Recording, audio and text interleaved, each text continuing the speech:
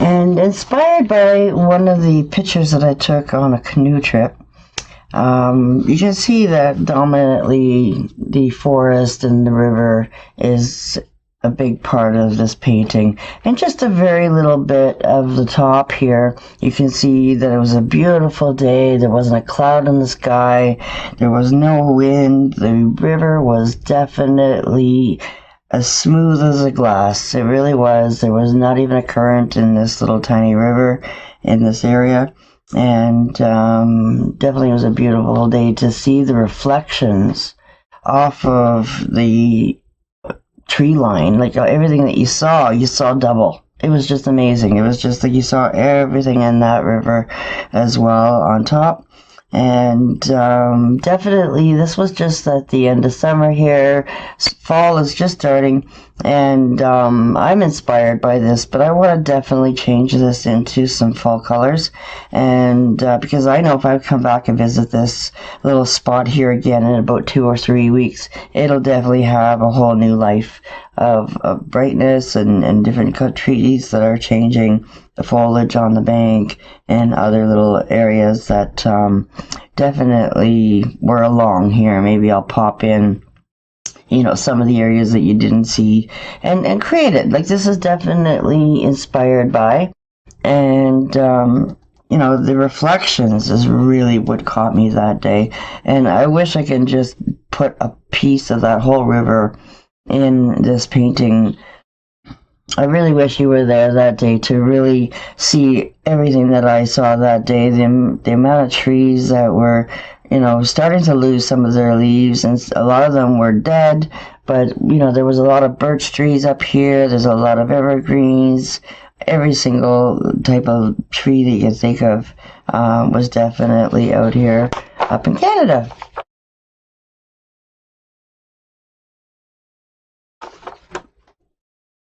I'm going to start with a little bit of ink spot or cobalt and some white in here. Just a little bit of white for now. And then if we need more fresh white, then we can always add more a little bit later. Alright, so we're going to start off with creating a sky.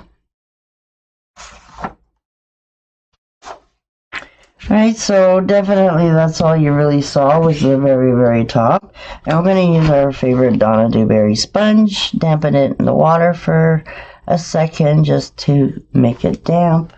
And then definitely, you know, me with my old rags, definitely blot it out a little bit. And so it's not so wet.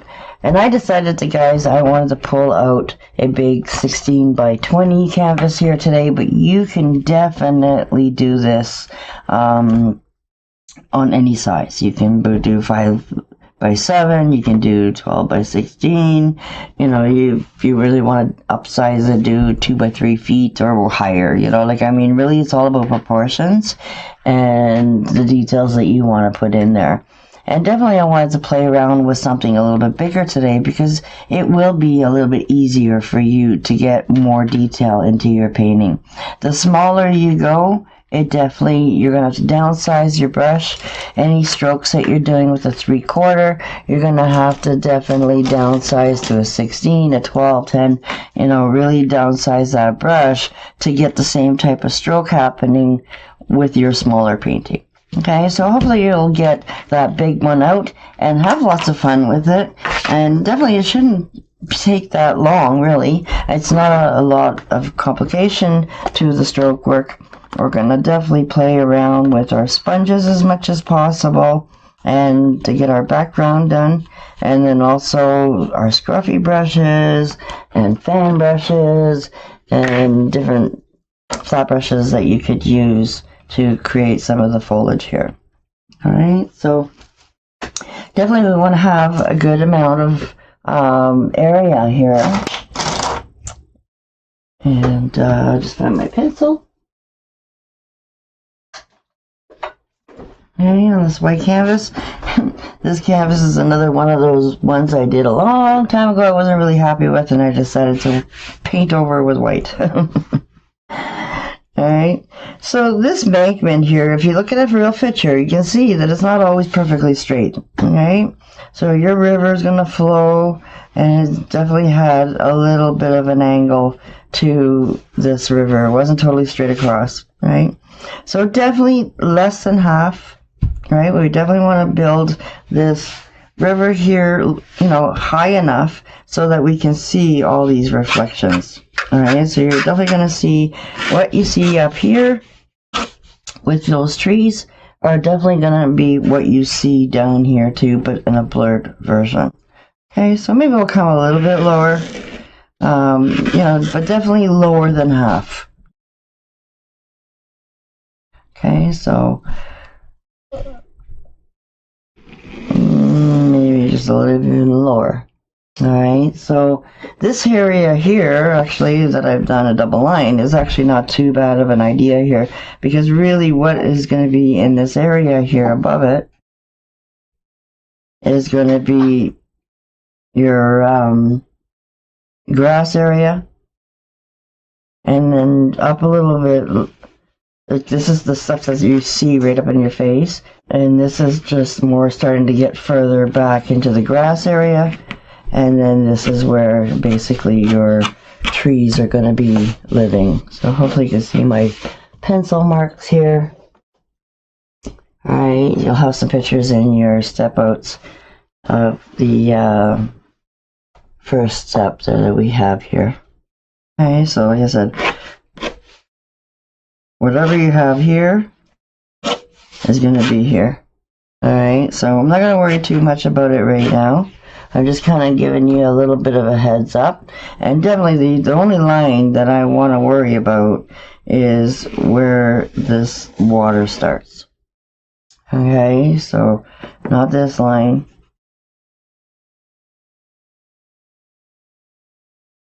I'm going to erase this a little bit for you here. And definitely, like I said, this all peaky area, light area, is all your trees. Okay? Little tiny little trees along the water, weeds and foliage and, you know, combinations of.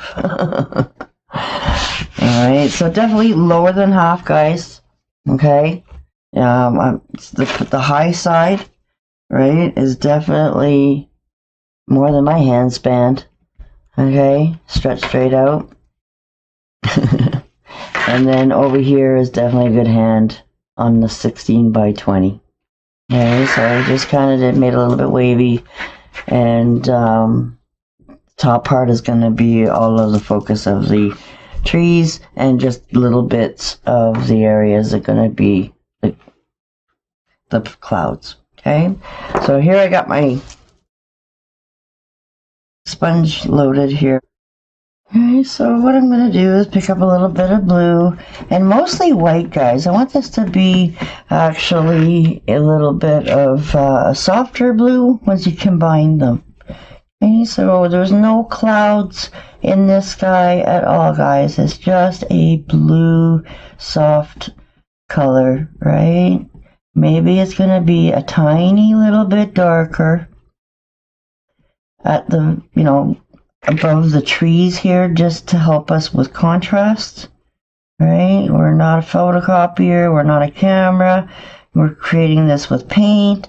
And a lot of times when you're looking at pictures, sometimes there's not a lot of difference between, you know, certain colors. It's sometimes a little bit harder, so we definitely have to use our imagination a little bit, throw in a little bit different tones, right? So maybe we want it to be a little bit darker, just maybe at the bottom. So I'm holding my sponge sideways, and the dark is going to be at the bottom, and the light is going to be at the top, right? So just a very, very, very soft progression of light blue. And some of this blue might be seen through some of the trees. So we definitely want to go down, you know, maybe about a third of the way, that we're going to make sure that we really like it. Okay, and then when we get down lower, then it doesn't really matter what colors you put, right? So it's really just focusing on this top part here. And make sure you add a little bit of that white into the cobalt. And then blur it around. So I'm touching and I'm doing a very soft little swirly and then patting it out so you're not seeing any swirl marks or edges of your sponge, right? So you don't want to see that round part. Lift it up a little bit more and pounce a little bit lower from the edge, right? So you're putting more pressure on this area of your sponge so that you're not catching that edge. Okay, so I'm just going really slowly, making sure that I'm really liking this powdery soft blue, right? I'm going kind of quickly here, but, you know, sometimes that's part of the effect that you get too, is, you know, don't take your time, because then you're seeing everything that you're doing. So you should be hitting it so many times that you're patting it out, right? Make sure that you're softening it out.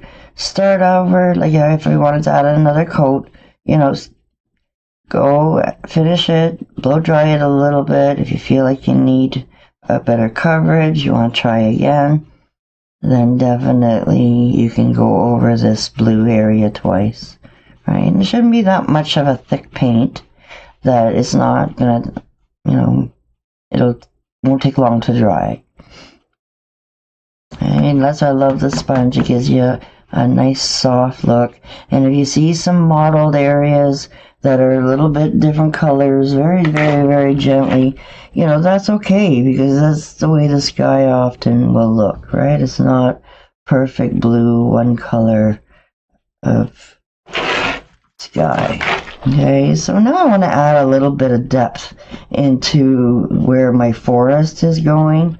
So if you see, I'm tipping over onto this side. This is how come my sponge gets all beat up, is because I do manipulate my sponge a lot, one side to the other, right? I like to definitely take advantage of two colors on my brush, but then definitely there's times where you want maybe a little bit more color on one side than the other. Is going to give you that option if I really wanted it, right? So that light color is still kind of there, but down here it doesn't really matter, right? You're not going to see the sky down here, right? You see where this water is going to be, right? And our lakes, this lake, river, you know, they're going to look slightly different. And because it's not a lake, a lot of lakes are really, really blue, right? And what you're seeing off the water is the reflection of the sky more. And because we're in this little secluded area of a river, there's loads and loads of trees. What do you think you're going to see mostly in that clear water, right? And we all know water's clear. But with the reflections, it definitely dominates, you know, that color in the water. So a lot of the rivers, definitely the water looks like it's green, right? It could be a little bit of murkiness going on, definitely, from the under it. If it's really been disturbed or whatever, you know, you're going to see the mud come up through it, and you might see that little bit of translucentness of through the water with it. But definitely these reflections, you know, are so perfect off this water that it really looked green, just like the background did.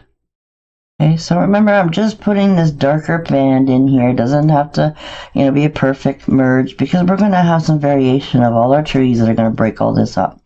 Just this little band here is the only thing that you might really see bits of it. Okay, so I really want to put this blue down because we're going to use it to our advantage, because it's going to soften the look a little bit and also add a little bit of an undertone to the greens. Okay, make them a little bit more interesting looking as well once we start pouncing in a little bit more. Okay, so I'm coming right about to this line here and this mottled kind of look. Right, I'm just still using my sponge to give me a, just like I said, a mottled, this is exactly what it is, a mottled look. Okay, so we can go around in circles and all along this line here, right, just to kind of give it some sort of break area so that when you start adding all your trees, you're going to see the different areas that we're playing with, right? Alright. Okay, so what I want to do now is also add a little bit of thicket or sap green. So whatever you have, I'm going to use the sap right now. Okay, so in this area, this little bottom area here, what I want to do is add a little tiny bit of green now with this white and blue. Okay, so I definitely want to move over a little bit and blend this in, but I'm not really caring if I'm still picking up a little bit of blue. Okay, so again, I just want to come over this area here a little bit while it's still wet. Hopefully you guys are working a little bit quicker. And like I said, guys, it's not going to matter if it's a perfect blend. Okay, so we're going to add to this. But I definitely wanted to start adding green to my sponge now. Okay, so it's almost like another row of swirly softness. Okay, this is definitely building a little bit of dark areas into our forest. Okay, pick up some more green. And then it'll be more like a teal kind of bluey green color.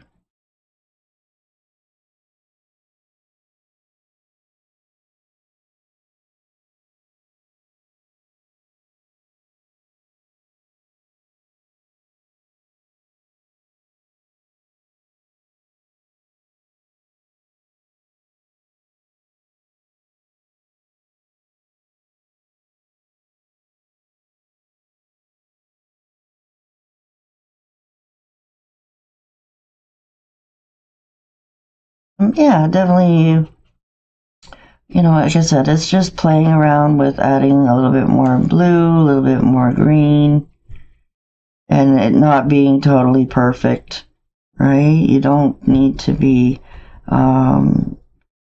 totally green here, right? Again, just a little bit of a mottled look. Right, kind of around that area that we were talking about. But fairly dark. Okay, so that blue is definitely going to help that thicket get even darker. Okay, so as soon as we get that mottled kind of look in there and just getting those tones in there, we're going to turn our canvas over right way. So then that way we can, again, we pick up that more blue. Hopefully you guys still have lots of blue on your plate, right? So I still got remnants of that green in there, but it's pretty much dry on the green. So I definitely want to pick up a little bit of more blue and green tones, and I'm going to come around straight on my canvas with this edge of my sponge. Try not to make it too gloppy. See how the edges are a little bit gloppy? Just use that paint a little bit less pressure. Right? Bring it along. Start off at the beginning and smooth it out. And again, we are going to be adding to this, guys. Okay, so all I want to do is add some darker edge here. You see how I have a lot of white on my sponge still. And it's giving me that soft teal look. Okay, so really all I want to do is just not care if there's any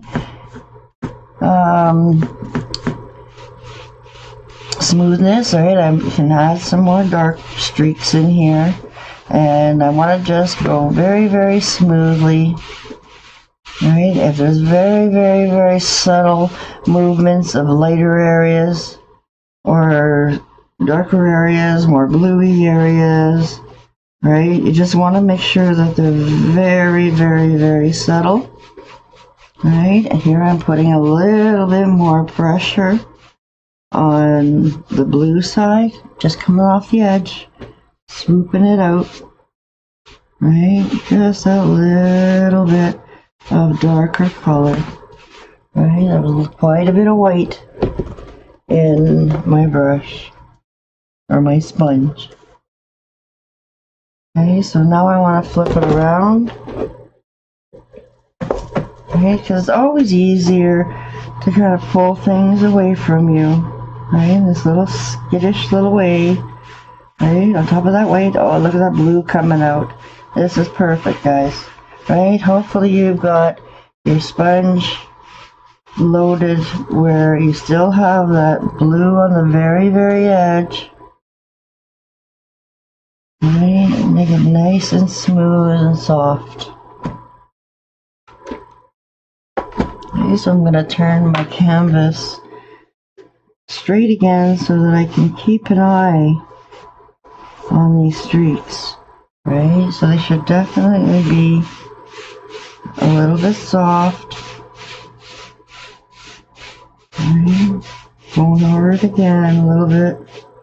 You do the same as you feel comfortable, right? Don't want no hard streaks, just enough to give your canvas a little bit of coverage, some color to work with, get you started. Okay, so again, we will be going over this again. Okay, I got no more blue left, but we can definitely add a little bit more depth with our brushes now. Okay, so we can kind of see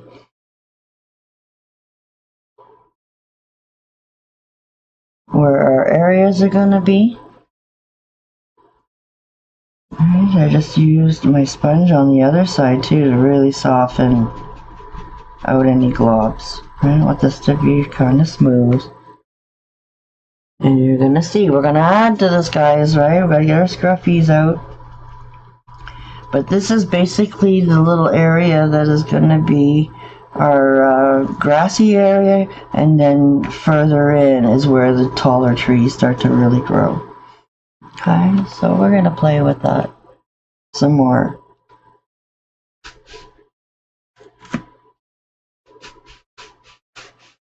You can see a little bit of color going off my canvas there. And from my previous design, still a little bit bumpy there, but that's okay.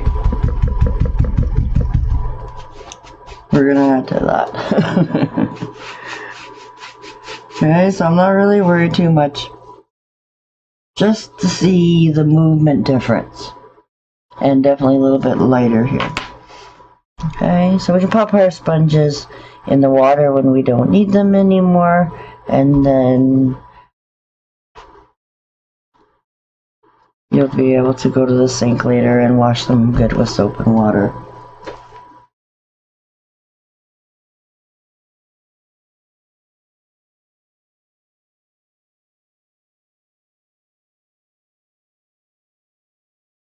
Okay, so now we can start doing a little bit of planning. Alright, where we're going to have some of our trees.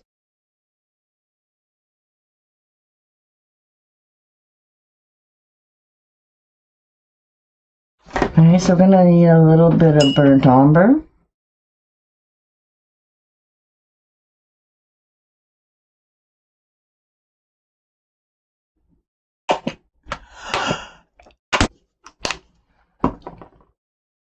And we're going to use our big 3/4 brush. Okay, to mix a little bit of brown and more white. Right, it can be a little bit of dirty white in there. Right, just enough, half and half. Mix a little bit of green in there. But mostly we want to see a little bit of brown. Okay, so we want to darken and depth some areas here. We definitely want to start doing it with some of our tree branches, all the trunks and everything. Okay, so we definitely have some space here. Right, so just below your path of green areas that you did, right? We want it to be in the base, but still leaving a little bit of green spot for our inland areas, right? So we might have a main tree coming out this way. We might have another main tree coming out this way, right? And then a lot of birch trees are coming around too, right? And then we might have some smaller trees. Okay, so I'm just putting the main branch areas, right? So we want to have a lot of thinner areas and small foliage greens, right? So some areas I might have a little bit more background trees throwing through, and then some areas are just going to be a lot of green on it. Okay, so we're not even going to see the tops of the trees, but there's going to be a few areas that definitely see a little bit more of a stronger, bigger trunk coming out, right? And I still want to see lots of sky, guys, right? And then off of this long trunk, I'm going to stick it in half or 2/3, and then give yourself another direction for your tree branch. Right, then come up a little bit higher, and then we can give it another little branch off of that way. Okay. So usually they're all like little Ys. Then we might have another little branch coming off this way, and then this way. Right, so maybe there's a little sapling coming off of it that's coming a little bit lower. Okay, so if you see some of these, definitely you can try to make some branches so that you have some. It's not so much for what we're going to see in the end, it's just to guide you in where you're going to put a lot of your scruffy work. Okay, so again, I'm just using the chisel of my brush to loosely plan in some foliage of dark strokes. We want a little bit more green too in some of these, right? They're going to look even further away. Okay, so just the illusion of a little thicker area here that's a little bit darker patch. This one's a little bit lower, right? A little bit of a base there, but you're not going to really see a lot of the bases of the trees by the time we're done layering all the different colors on top of them. Okay, so this is just to guide you and give you a little bit of an area of where we can place some trees. Alright, so there's the one big one there. I want to come a little bit lower so I can go a little bit fatter up on my chisel, different directions. Right, add a little bit more paint if you need it, and then again off to another direction. Right, add more brown for these ones. I just wanted more green in the background ones. Okay, so definitely a little bit more browny green here and more greeny brown back here. Right, so just kind of adding a little bit of big trees every once in a while, and maybe it's just we're not seeing all of the green off of them, right? We want to have good focus here on at least 2 big trees here, right? And then even on the side here, guys, you could do the illusion of one of these trees, right, coming off into the picture here that got cut off, right? Maybe he's a big tree as well. He's not leaning over, he's straight up still, but he's just, you're seeing half of it. Okay, so we'll play around with that a little bit more, and then once we get our background done, then definitely, right, just some thin ones, just so that you're getting some depth in there. Add a little bit more green. Okay. And then now again, just to get that grassy look going, right, we want to add that little bit more depth. So right at the bottom here, I'm adding more green, just flip-flopping my chisel up and down. Okay, add more depth in here.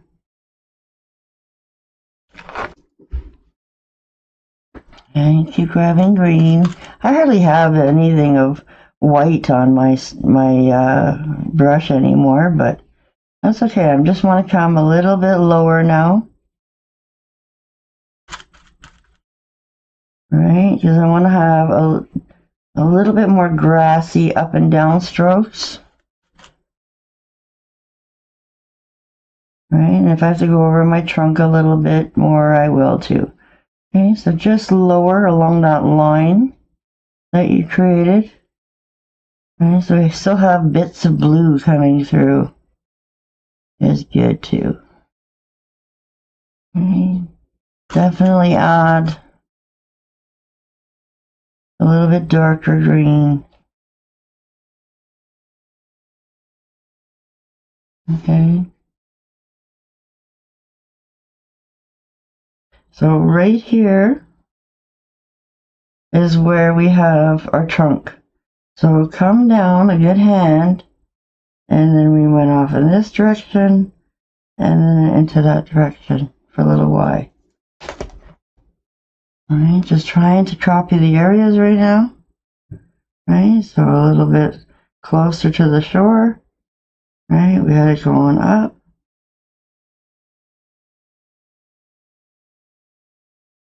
And then one coming over here a little bit, right?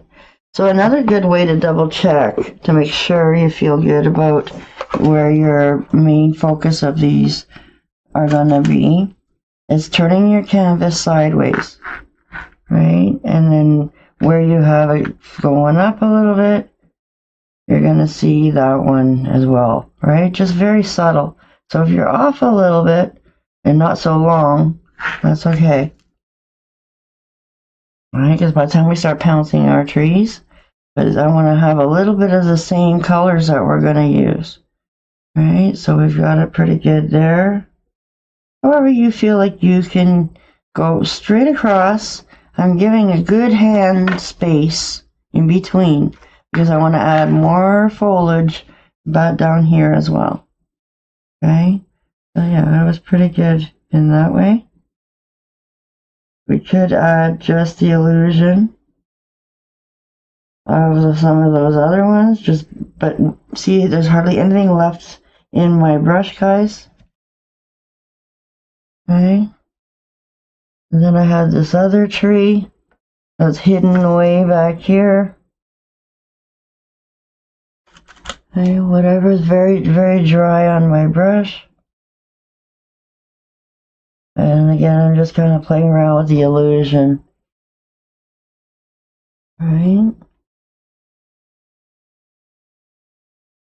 Give it very light grassy strokes.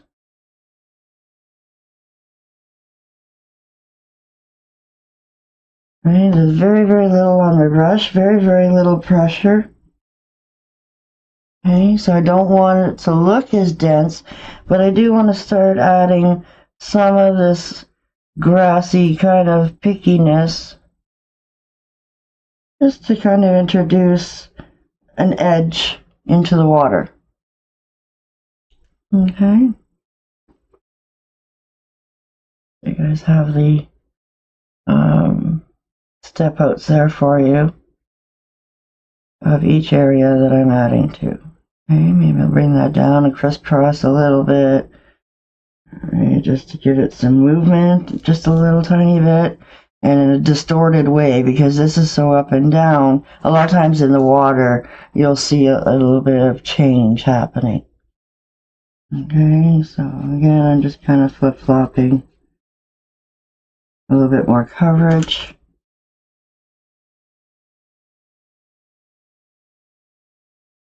Into this line here. Oops. Just add a little bit more white to my plate.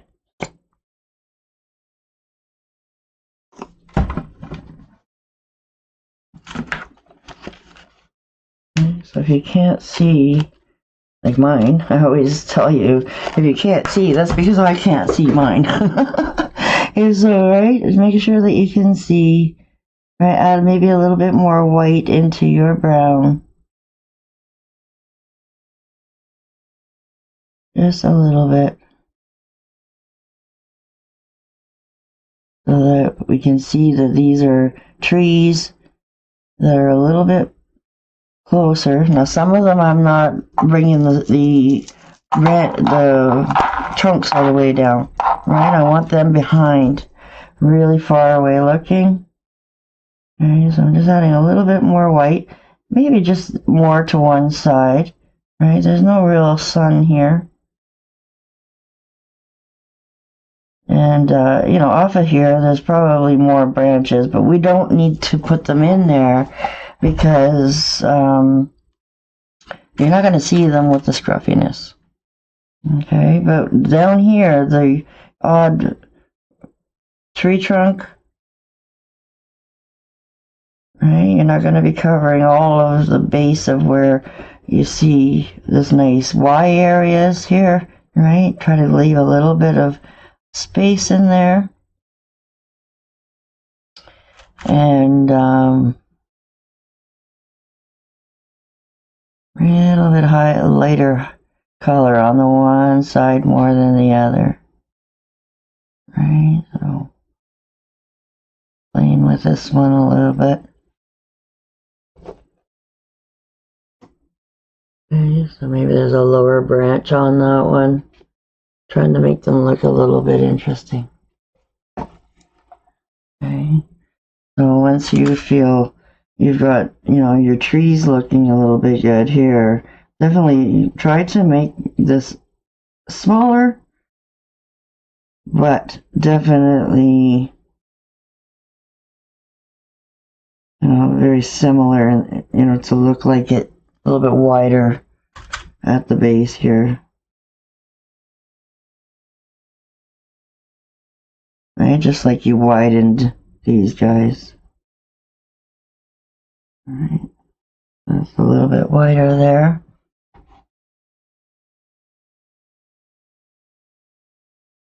You did. Oh, and then we have this one here too. So that's straight up. And this one went to the side a little bit. We forgot a little bit of a branch here. And you can go lower a little bit if you want. And like I said, most likely you're going to cover it with the ground foliage now. Right? But just in case, we can bring this down maybe a little bit more. So don't go any more than 4 or 5 fingers. Right? About a hand. And then we have this tree here up in the front.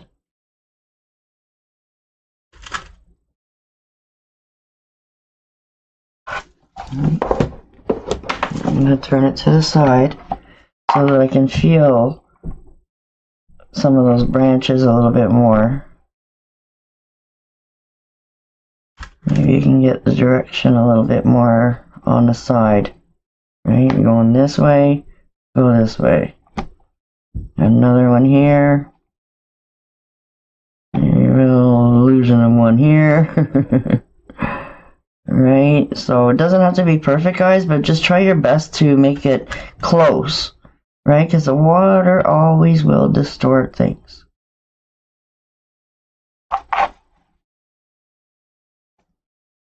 Okay, it won't be always 100% the same, right? So I'm off a little bit.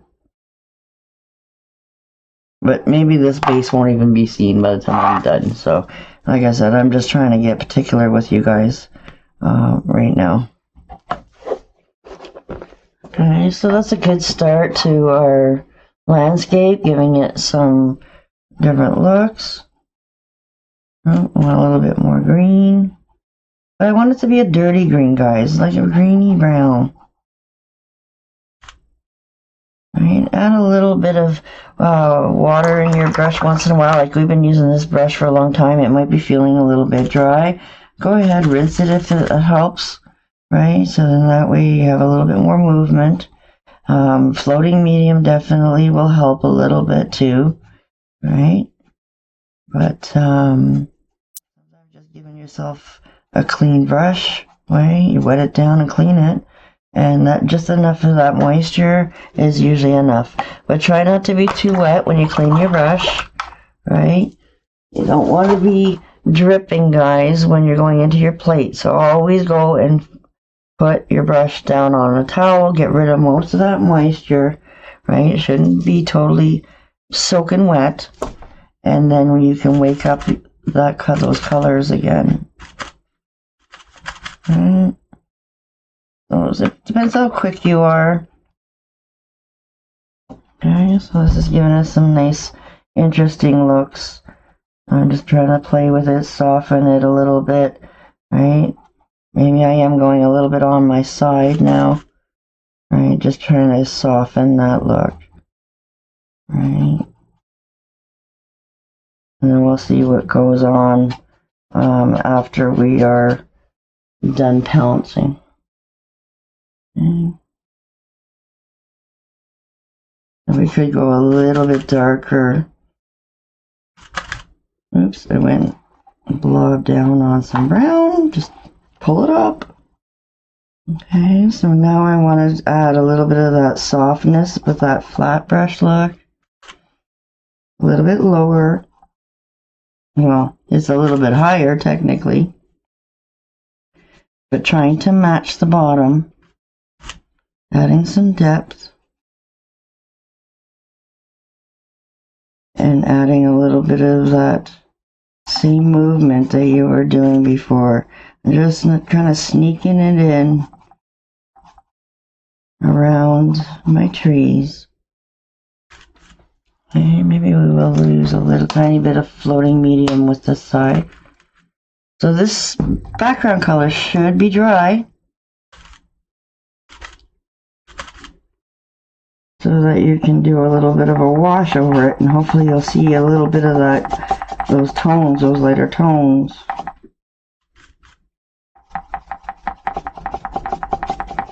Coming through in spots too. Alright, so we just want to add depth. And what I'm seeing is I'm going so fast that I'm ending up going over all my bumps of my canvas. So we need to kind of maybe slow down a little bit. Right, add a little bit of medium if it helps. But mostly what it is going too fast. Right, so we need to slow down a little bit sometimes. Allow that paint to get into all those grooves of the canvas.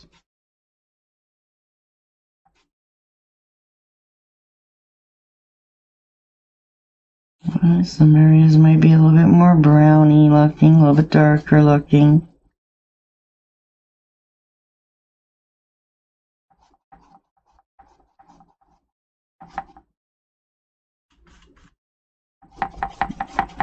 Adding a little bit more depth here.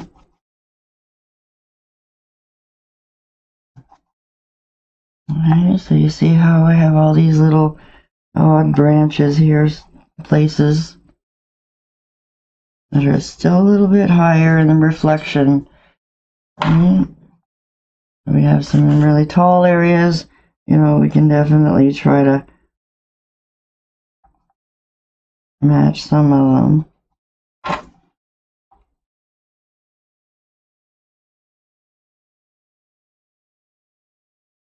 So, starting to get that look.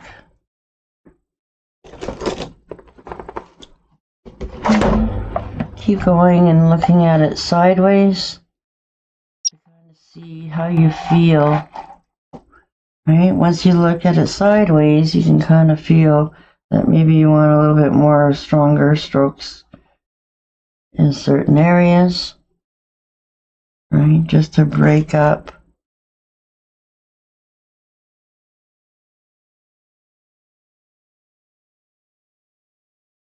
It doesn't have to be totally perfect, guys, but you do want to kind of see similar areas, right?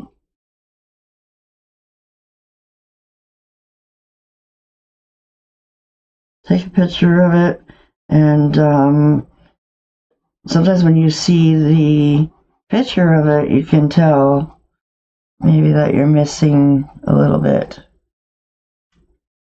Okay, so you can always go and send me some pictures too, guys. Don't add too much floating medium because it'll almost erase your paint too if it's so wet. Okay, and we're going to be putting another glaze on top of this later. Okay, so we still have a good space in the middle that we're going to layer and add some more interesting areas to.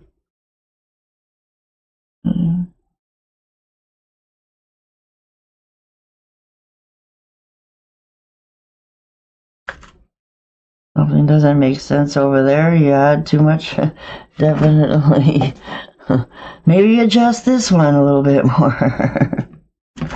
Okay, so I'm sure all of our designs are going to look slightly different.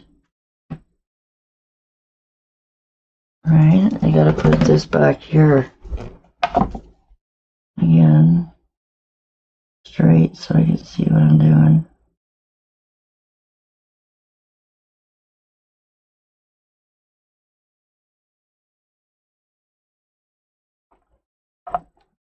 Okay, so a lot of the focus is going to definitely be hidden here by some of our birch trees that we're going to put in there too. So try not to spend too much time playing around in this back area. And you'll see as I create this.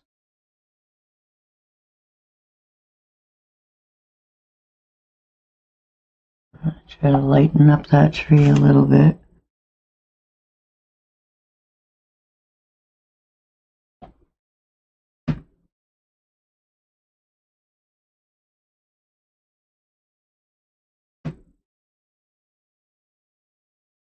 Add some highlights and some shadows. Okay, so it's just, like I said, the illusion, guys.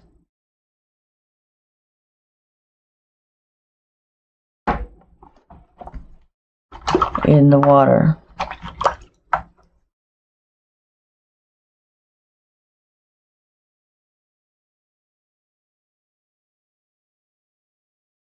Oops! I'm so sorry, guys. I definitely goofed up on the recording here. I definitely didn't hit record. So what I'm going to do for you guys is show you on paper. Okay?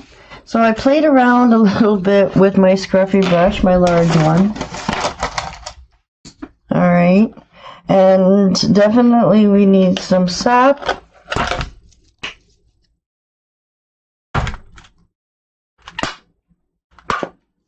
Some citrus and yellow ochre. Okay, so I used those points that we gave ourselves earlier as kind of markers of where the tops of trees were going to be. Right? And then also so that we can find them upside down too and try to be as close as possible. Alright, so I am so sorry that you guys didn't get to see this. Alright, so I'm going to give you guys the illusion of a little bit of a practice sheet to throw in with the PDF. Okay, so we have our tree branches, right? And then you're going to have the illusion, let's pretend there's space here, right? The illusion of it upside down. Okay, so we have some trees that way. You're going to have your Y going off in the same direction. And you might be a little bit smaller in your reflection than you are in your trees. Your tree's definitely going to be a little bit bigger. Okay? And then hopefully you guys are feeling comfortable with your scruffy brush. Alright, I played around with 2 colors. And then sometimes added a little bit of yellow ochre in them. Okay? So some trees definitely have a little bit more yellow ochre in them, right? I was trying to group things a little bit. Definitely move down. Have enough dark under here so that when you move down and add another little bushel of tree branches, that you have the depth behind it. Okay, and then move down a little bit more, add a little bit of poofs. But hopefully you're seeing a little bit of your branches in between all of your trees. Okay, so again, I want these to be really like big little circly areas, right, to look like they're trees. And then definitely some areas, you know, you want them to be a little bit more lighter. You're going to over direct your brush a little bit so that you get more light colors in there. And then if you want to add more dark underneath them, you're definitely going to under direct your brush tip back and forth to get some depth into your trees. Okay? Definitely keep playing around with different colors. Okay? And then where you have your tree, right, you want to kind of give yourself markers. Again, upside down, right? Where is those little areas? Sometimes you can do it sideways, right? You can see better sideways, right? So you're going to try and go upside down and mimic what you did over here. Okay? Try to do it in little areas. Right, if you added more green or more aqua, if you added more green or if you added more yellow ochre, you know, depending, try to look at your little areas, right? Then I went a little bit lower. And it doesn't have to be perfect, guys. It doesn't, you know, it doesn't have to be totally perfect. Because it should be a little bit more distorted in your water, right? So again, I maybe added a little bit more green here and a little bit lighter. Right, so it's okay if it's not totally the same because maybe it's going to be squished a little bit differently or smaller, right, from the reflection of the water. Right, a little bit more yellow ochre in this one here. We've got like try to think about triangles too, guys.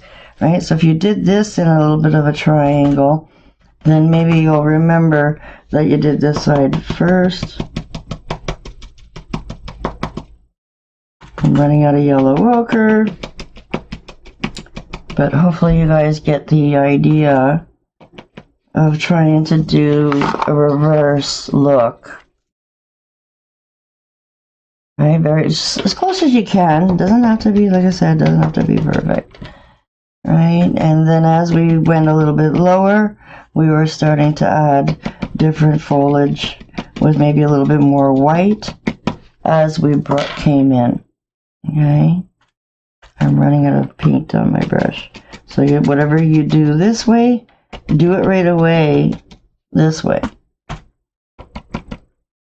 And get a little bit more yellow citrus in there. Alright, try to do it upside down both ways. Alright, as obviously we got that space there, okay? So hopefully I'm not messing you guys up too badly. Alright, and then grab a little bit of white, working in just gently. And then if you feel like you need to add more freckles, you can always go back in and grab a little bit more white to layer a lighter color. Okay, so obviously these trunks here are definitely a little bit thicker.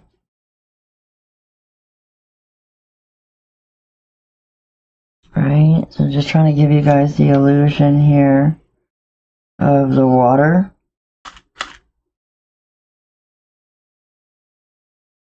Alright, so whatever you're going to see on this side, right, you got that dark right across the band. You're going to have the dark right across the band upside down.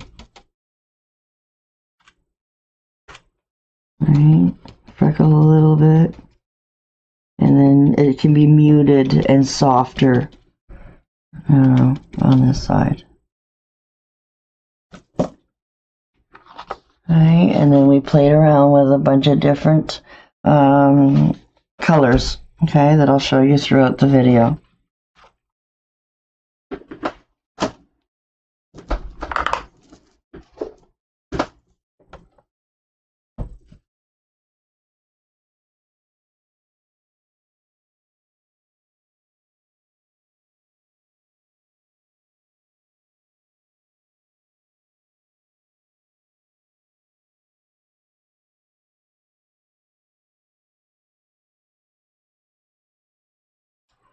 Okay, so it always helps to blow dry it a little bit, so then that way you don't accidentally lean into it, for one. But then also your colors, when you're layering on top of them, maybe they'll stay a little bit brighter for you and they won't get so muddy with your background colors. Okay, so always make sure that you're drying whenever you're changing colors and adding another layer of, scratch that. Changing colors is enough.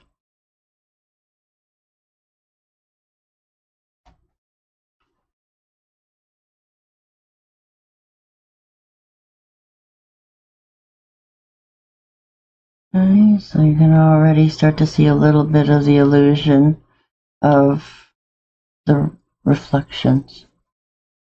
Alright, so let's pop in some brighter colors. We're going to use some apple red.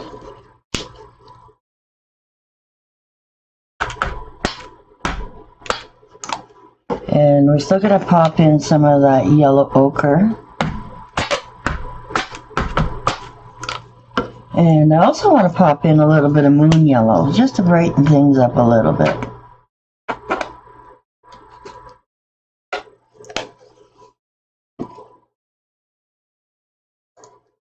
Okay, and this one we're going to use our small scruffy brush. Okay, so hopefully you have a nice one that's all fanned out. Okay, they almost get better in time, guys. The more you use them, this one's like definitely been used. Alright, so open them up, spread them out, right? Especially these little smaller ones, right? You should do that with all of them before you start painting, but definitely emphasizing the little guy here. Okay, so I want to go and add a little bit of two colors on here as well. We're going to brighten this yellow ochre up a little bit with some moon yellow. So it's still a little bit soft. I'm going to try and keep playing around, trying to keep those colors separate, but then also hopefully you're seeing some orange in the very, very middle of it. Okay, so we're going to play around with a little bit of a brighter tree. Maybe we'll just start on this side again. And again, I want to add little tiny little trees. Okay, little separations. Right, so this one's going to be a little bit lighter. As you're moving down, you can definitely add a little bit of brighter yellow, right? If you're feeling like it's just not light enough for you, right? So remember, you got one little triangle, two little triangles, right? A little bit of soft round. Don't forget to put some of that orange, yellow color underneath it, right? Go back and add little bits of brighter colors. A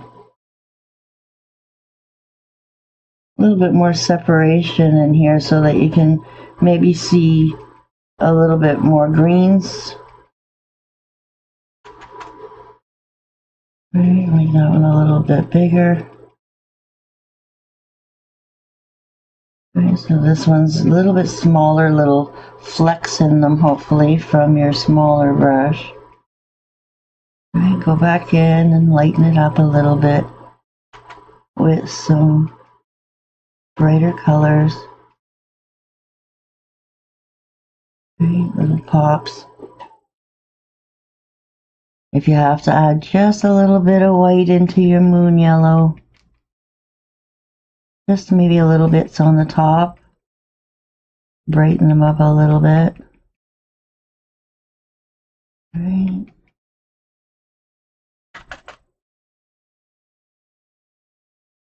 Add some. Right, maybe there's a branch down here we don't see. Right, just kind of playing around here.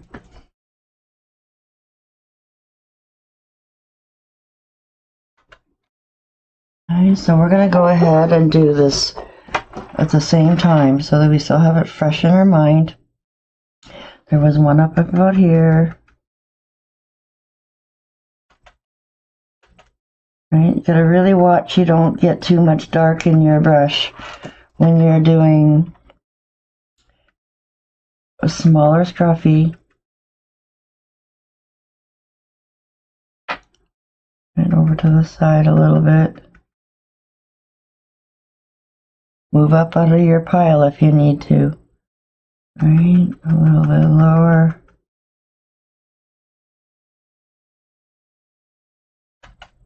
Add a little bit of moon yellow.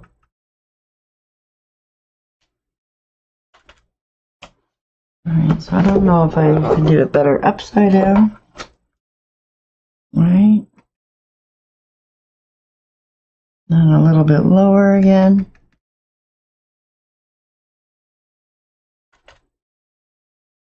Definitely muted, more muted down here. Alright, so 1, 2, 3. So there was another one over here.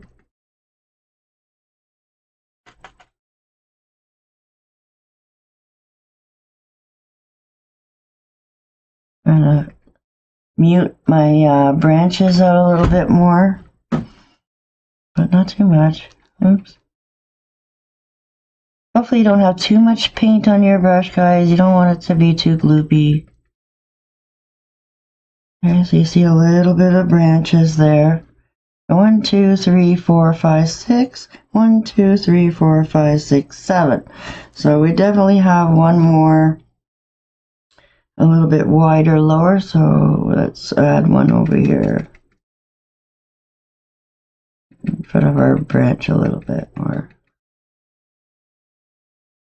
And so you see a line there, you see a line there, you see those two, and maybe a little bit bigger here.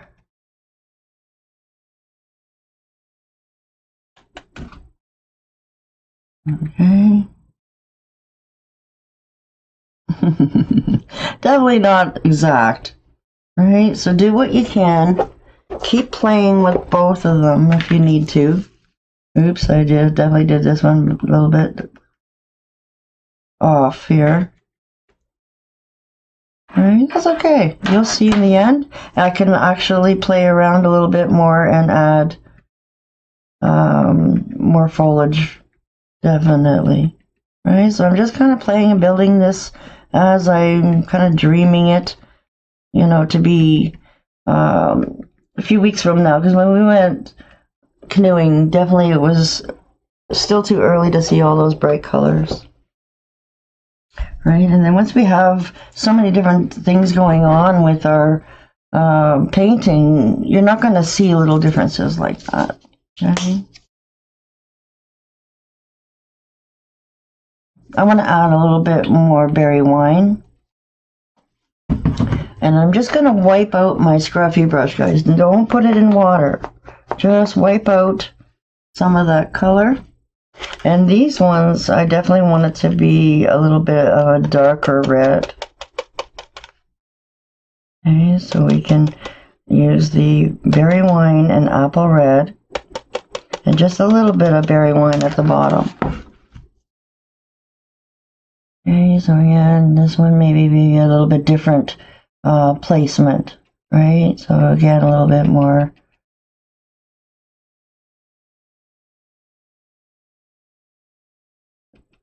smaller areas.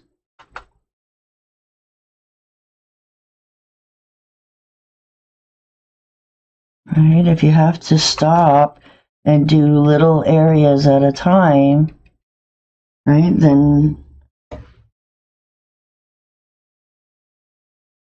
go and add your few little areas.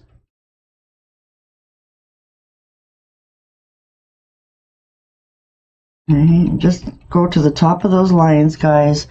Don't go any higher. You still want to see a lot of sky here. Oops.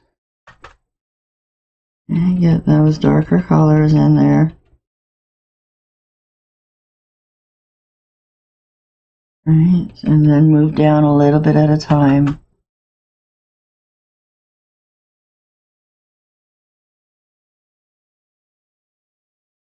So we get a few of those trees looking like they're different kinds of trees, because certain trees will definitely turn color faster. Some wait to the end of fall to change.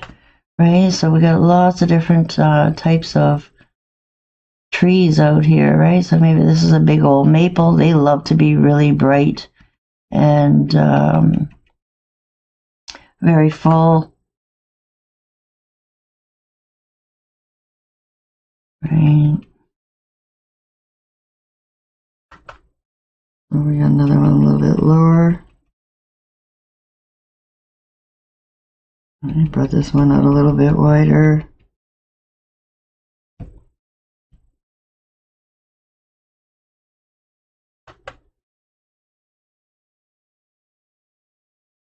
And make sure you turn your brush around so it's upside down. Right, keep turning your canvas around so you can get different looks at it. Right. A little poof right in the middle. This one's a little bit bigger.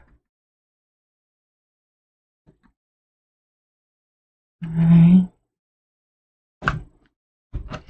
So we have our darker color down. Okay.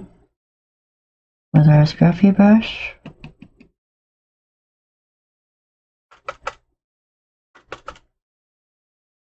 Little poofies there.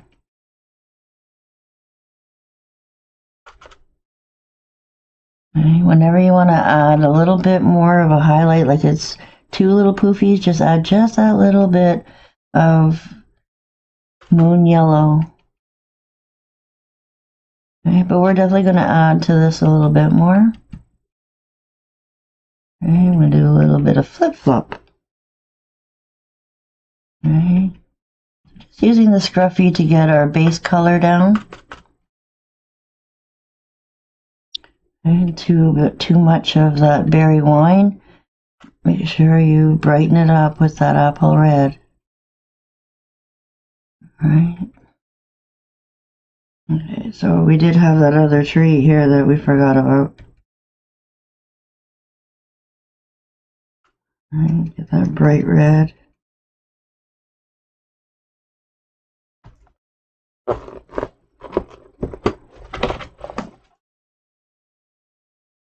A little bit more of a triangle here, coming down. A little bit more of that yellow ochre, and add a little bit more of a lighter one in the front.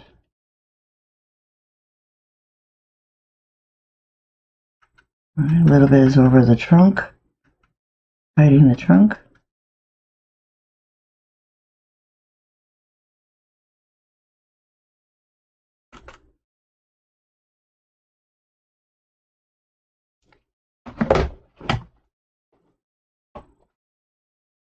Okay, looking good.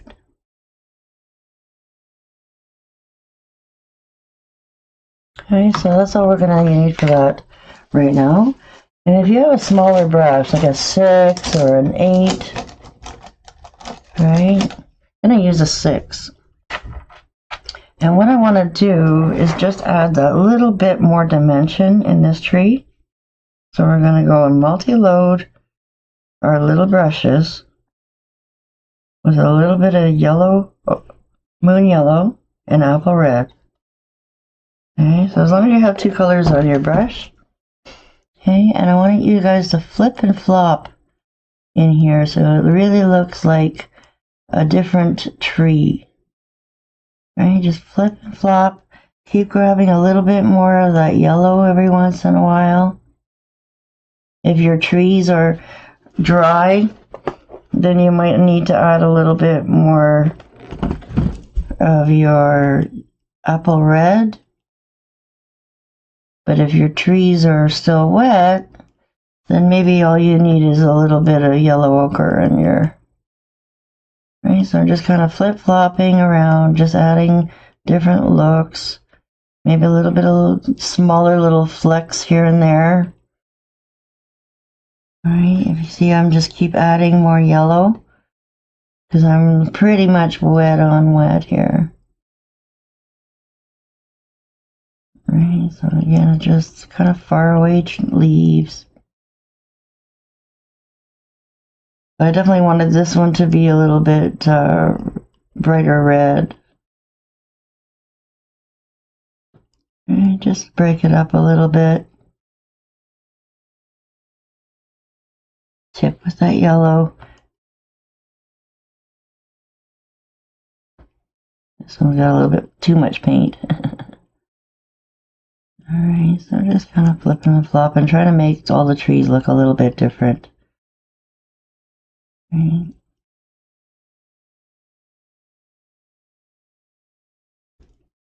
And breaking these ones up a little bit.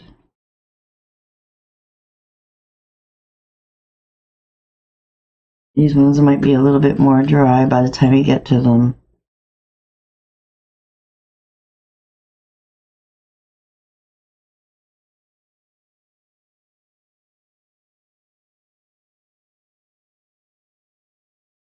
And if you feel like you got too much yellow going on, then definitely just go and pick up a little bit more of the red. Right, brighter red to add to it.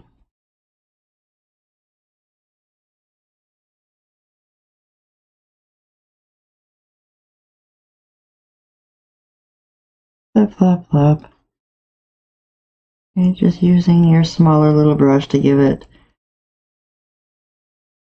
little bits of leaf looks. And Scruffy's always fun to get you started. And then just keep going in and adding bits of red or bits of yellow.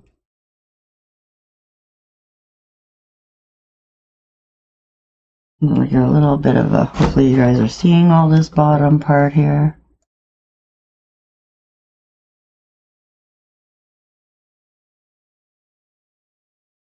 Right, so again, pretty much hiding all the scruffy look. Alright, just playing around with different pouncy motions, like using your flat brush to get a little bit different look.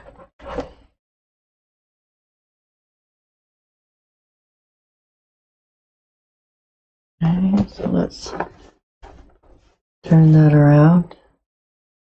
Right, it should look in your reflection, you know, kind of normal, right? So again, I'm just adding a little bit more depth in this one bit.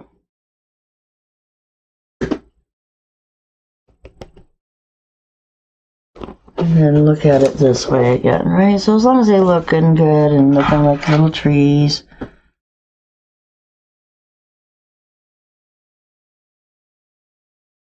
You know, similar as you can get it.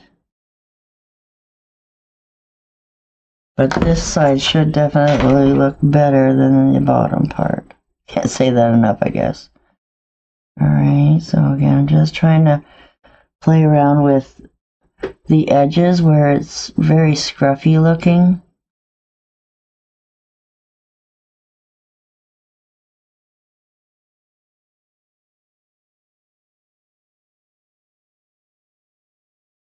And scruffy is just definitely just a way to get us started. Get some coverage down. Okay, so again, this is still got a little bit of space. Okay,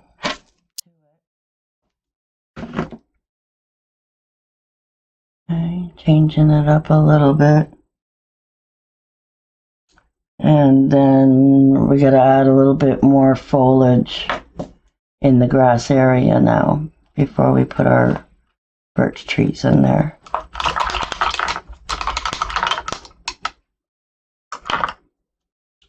Okay, so I definitely have a couple different scruffy brushes, right? So I have a few sets on the go.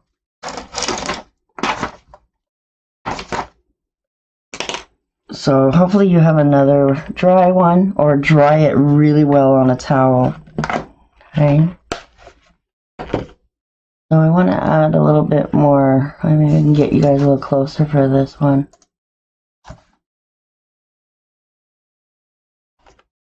Okay, so I want to play around with some darker colors.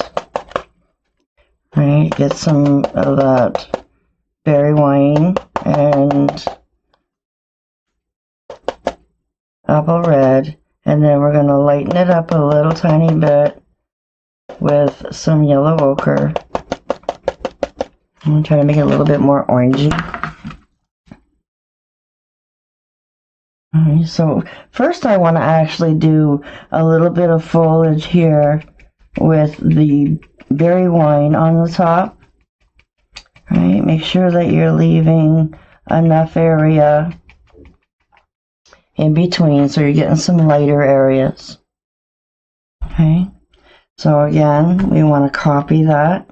So we're about, just underneath this area here. Right.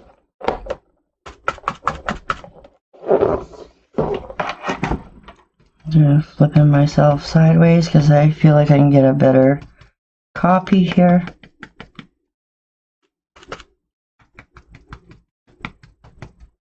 Okay, so we've got our little bit of a burgundy area there.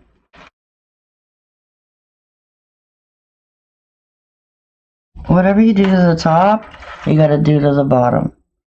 Okay, so let's turn our scruffy brush around again. Either yellow, moon yellow or yellow ochre, whatever you want to do to brighten things up a bit. Okay, so I want to add another little mound a little bit lower, and definitely a little brighter now. Okay, and then this one's going to go right in front of that base of the tree, so you don't even have to get particular with your trunks, guys. Okay, we'll leave a little bit of space there, and then maybe I'll go a little bit over to the side here, a little bit lower. and try to make this one a little bit more orangey. And you can definitely pull out some true orange if you want in some spots. Okay, so again, flipping it over.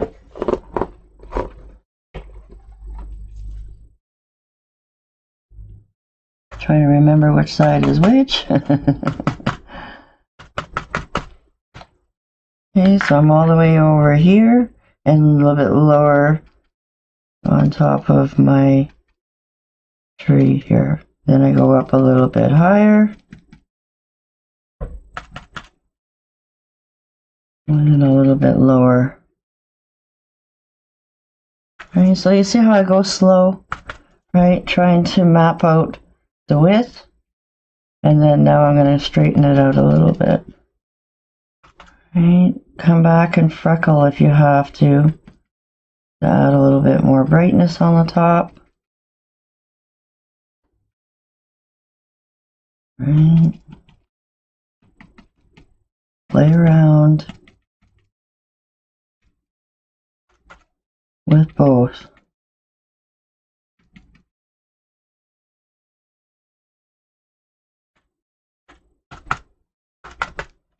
And then on this side, a little bit peaky on this. Then I went right down. Still start trying to go straight line.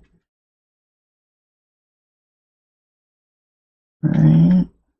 That looks about the same there.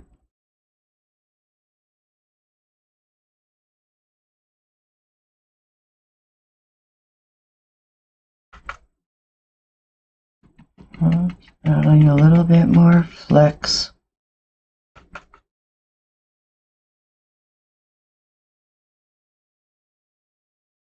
And trying to do the same thing on both sides.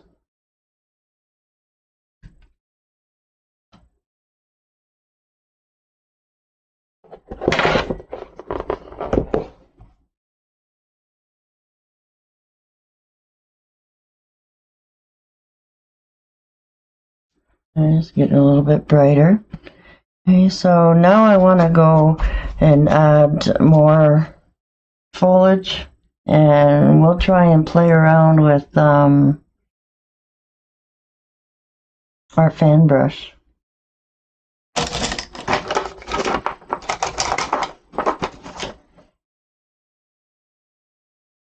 Alright, so what I want to do is add a little bit more of the green tones, some grassy strokes again in there. We're going to add a little bit of floating medium in there and some more citrus.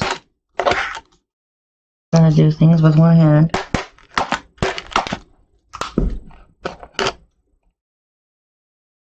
And multi-load that fan brush with two colors.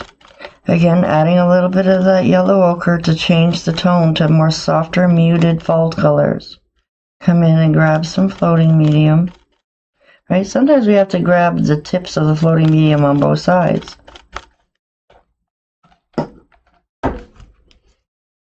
Okay, we're going to add a little bit of a grassy line here coming in. And definitely sometimes I just use my fan brush on its side, and we're using it like a scruffy brush, right? So then we're getting a little bit more higher and lower kind of punches,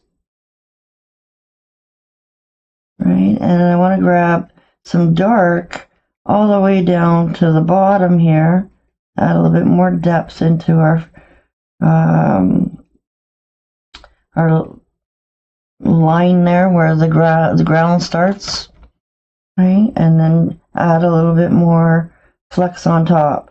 So then that way you're getting a nice dark wet on wet kind of merging, right? So I'm getting that dark in there.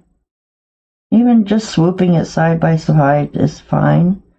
And then coming in and using your light side, right? We're adding a little bit of grassy areas here, flipping your brush around,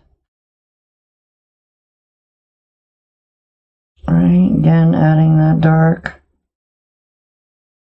But we're going to add more there too, so just the reflection. And there's a lot of shadow along the water there too. So you see how it's still wet here a little bit. And it's not even giving me almost the same look. Right, got to get some of that dark in there. But just enough so that you still see your kind of line.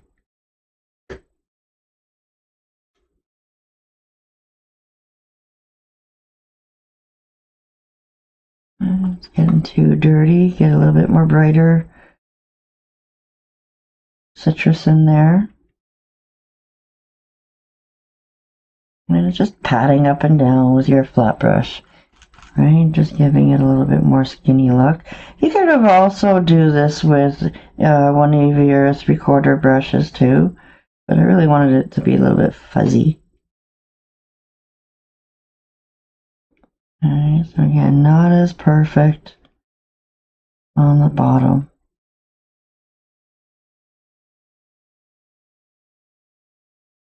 And add a little bit more.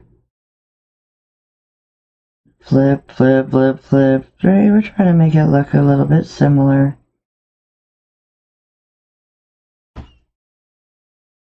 And almost on the same angle. If you have one, if the wind is blowing, make sure you're aware of that as well. Okay, so then I want to go and add a little bit more lower down here. And I just tip right back to get some green in there. Use some dark, and then get your light on top of it.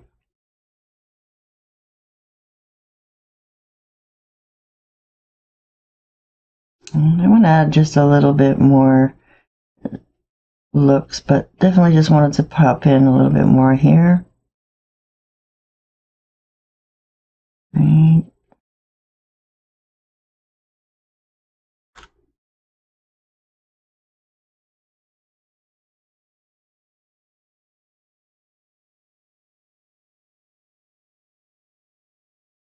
And then maybe we're going smaller and lower, upside down.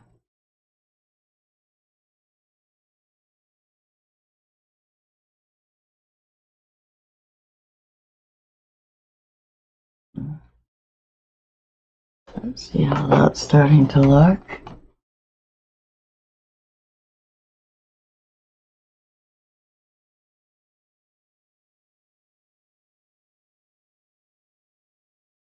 I'm kind of twisting around a little bit, right, getting some different movements.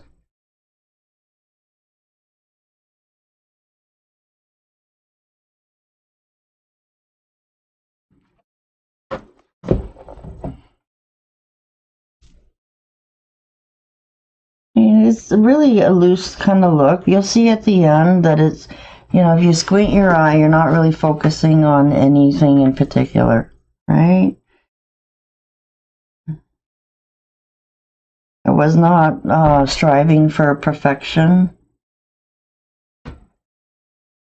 more illusion. And a little bit more clearer areas. Right? You almost forget what side is up after a while if you're too perfect, right? There we go. We have the brighter blue on the top. And then a softer greeny blue over here. Alright, so you guys can see a little bit more of that look. Okay, so again, this is a good time to blow dry a little bit of what you've been doing so that we can layer some of these birch trees on top.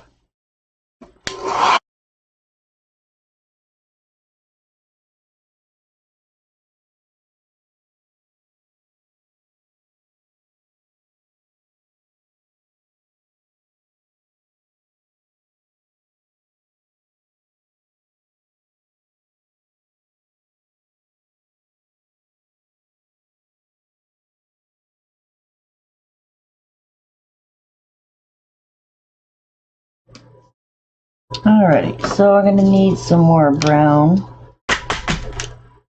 for Domber. And a little bit of medium gray. And then we're gonna mix that with some white to add some birch trees. Alright, so I got you nice and close here so you guys can see. So what I'm doing is I'm grabbing just a little bit of both and lots of white. Okay, so hopefully you guys can see what I'm trying to grab, just a little bit of brown, but definitely I want it to be muted. Alright, so it's got to be a little bit soft. And when you start going back and forth in your trees, then they're definitely going to start getting a little bit more dirty white. Right? So there's a few trees that are definitely, I think, popped out. Maybe they're leaning a little bit more. They're definitely, you know, sometimes in front of those trees. These trees are still further back, or you can put them beside if you really, really want to. But they're definitely in, like, no lower than these few trees here. They're all around the same height of where they're growing out of. Okay, so we can definitely put in a few really, really straight up, because these birch trees really do grow straight up. They might have a little bit of a wobble, but also in the picture that I'm working from for inspiration, you know, they're really tall and they just went right off the edge. Right, so some of them can be definitely a bit wider.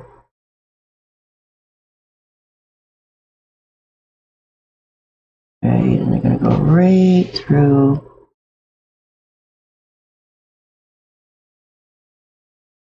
Right, just basically straight.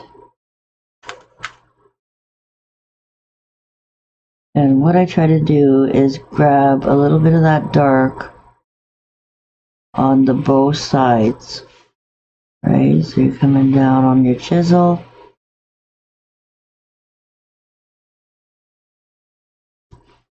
Trying to get a little bit of shading on each side.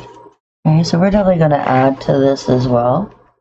Okay, and then sometimes you'll even see like two of them that grow really close together. Okay, so on the upside, I'm focusing the dark on the left side. And then on the way down, I'm focusing the dark on the right. Okay, so there's just a couple of really straight ones there. And a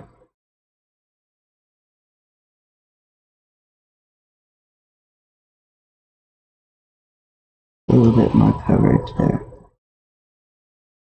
Okay, and then there might be another one's right beside it. Maybe it's a little bit smaller. Maybe it's got a couple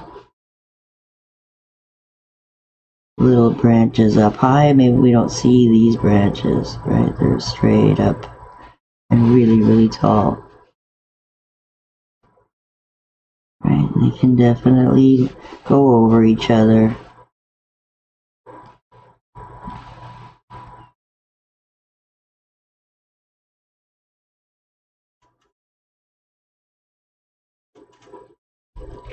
So I'm trying to make a variety of them, and this way they'll set right back. Maybe there's some really skinny ones.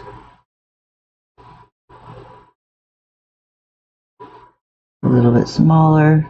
Has the odd wobble, just go with it, guys, because these trees are not 100% perfectly straight, but they definitely have that really skinny tree that goes straight up. Okay. So then maybe we have another one that's off the side here. Right, coming right off the edge.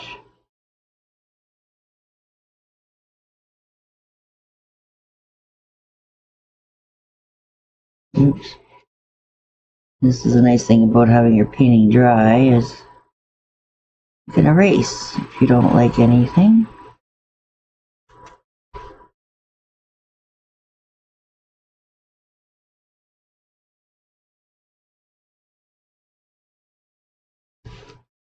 Okay, so again I'm going to be adding to this.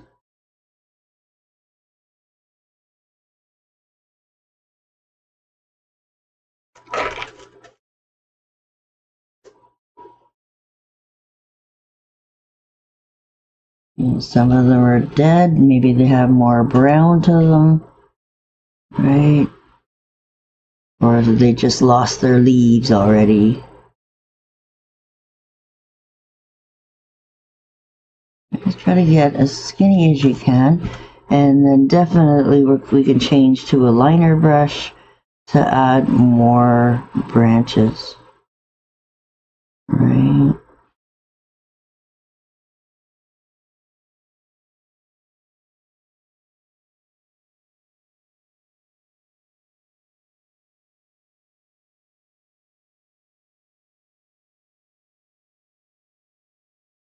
You see that I'm not getting really good coverage with some of my brightness. Definitely I'm going to just focus on getting them figured out first. And then by the time I get back here to the first one that I did, these should be dry, right? So you can definitely go over them again. Okay, so this is why I wanted to get this design on a big canvas too, was because I wanted to be able to get lots of detail on my birch trees. Okay, so there was a bit of a space here, and then there was definitely some that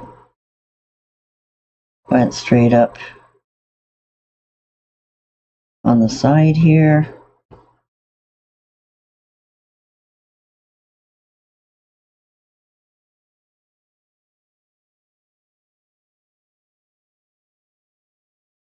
I'll sneak them in right behind. Right, just erase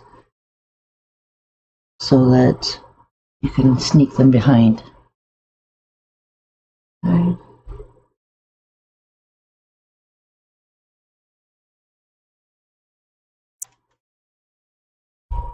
And then there you go, put another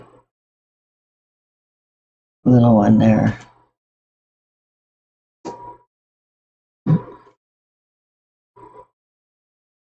And I'm trying to drag it forward so that I do get that little bit of a random, wiggly line. Like we don't want them to be too perfect.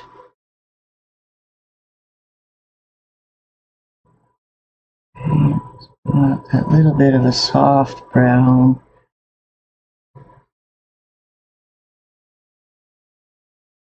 Gray.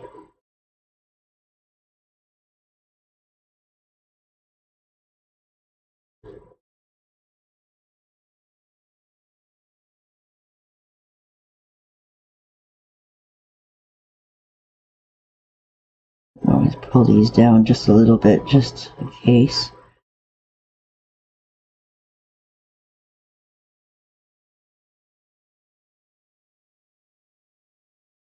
And then scruffy over them.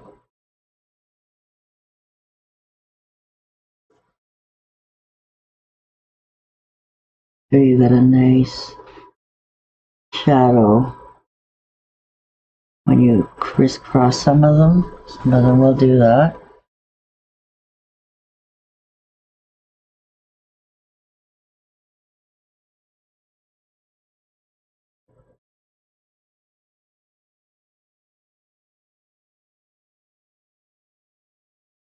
Slightly going over them again just to give them a little bit more coverage.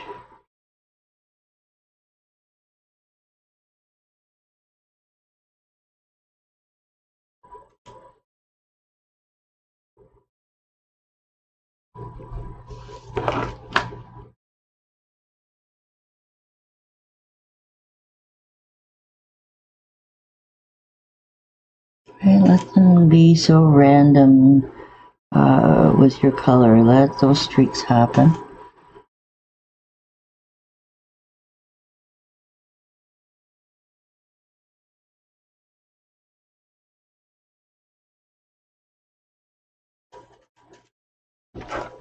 Okay. And then so we've got a couple, maybe a little bit smaller ones.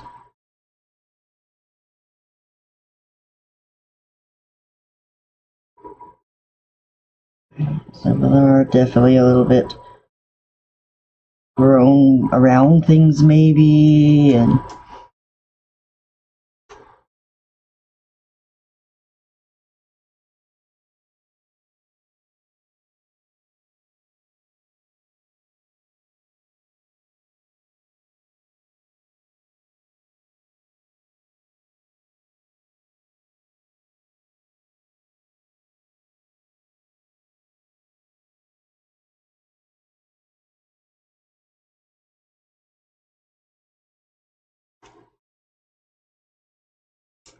I'm still tempted to put one right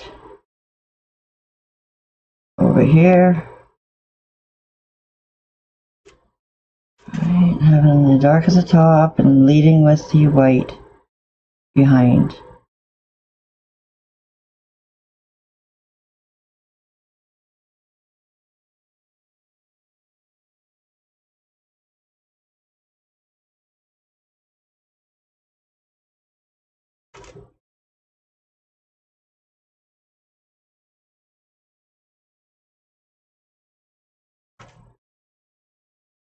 And if you want them to look like maybe a couple dead trees, then we're gonna put, you know, definitely a little bit more branches to them.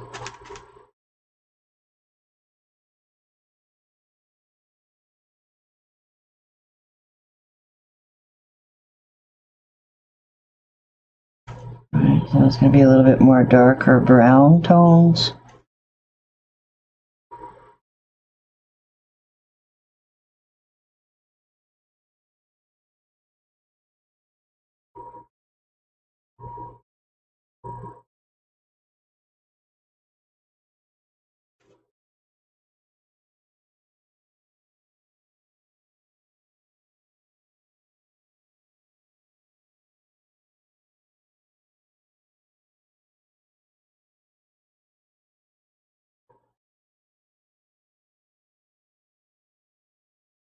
And then definitely, like I said, stay with more of the gray tones.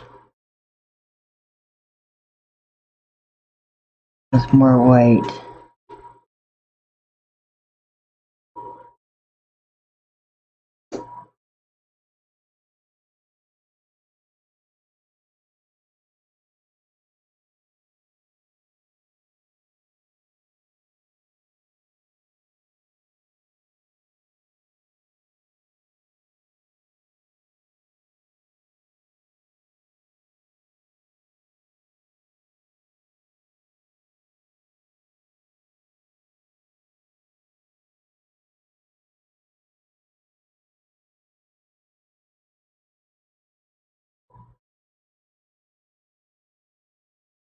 Okay, so that's looking pretty interesting there.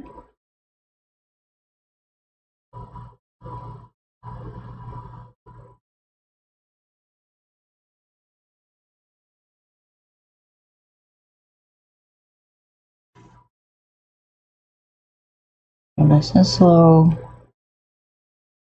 Just because I'm going fast doesn't mean you have to go fast.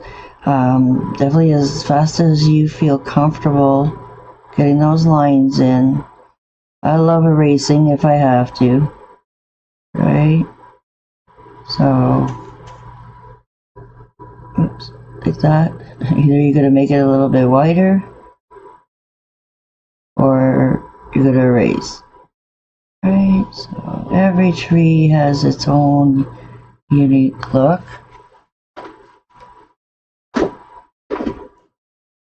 Right, so that's looking pretty good. Now the tricky part of this is definitely going to do it down. Okay, so we definitely can get away with a lot of space here, guys. Right, so we want to make sure that these trees don't touch each other. Okay, so it went right through here. Right, it's best to just kind of map it out first, very, very lightly. Right, just to get the shape. Okay, so this one's got a bit of an angle to it, so definitely turn it this way. Right, almost right to the corner. And then we had a little bit of a Y.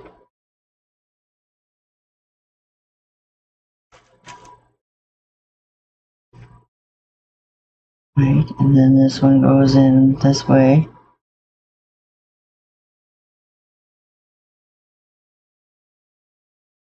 Another little Y here.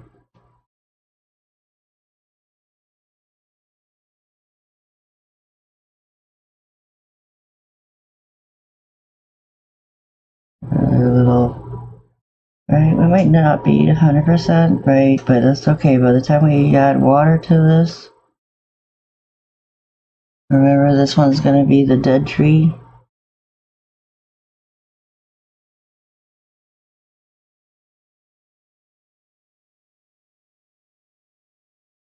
It'll be more browny looking.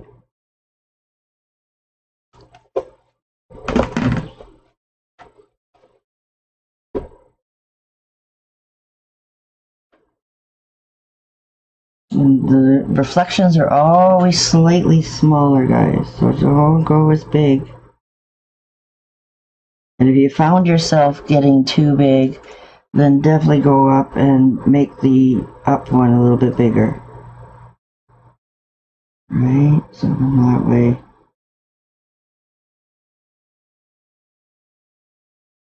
A little bit more pronounced.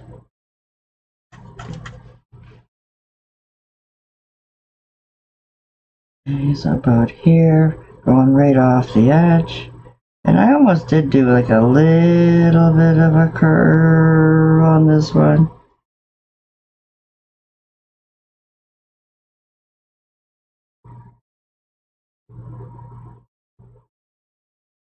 And then those two ones right straight up.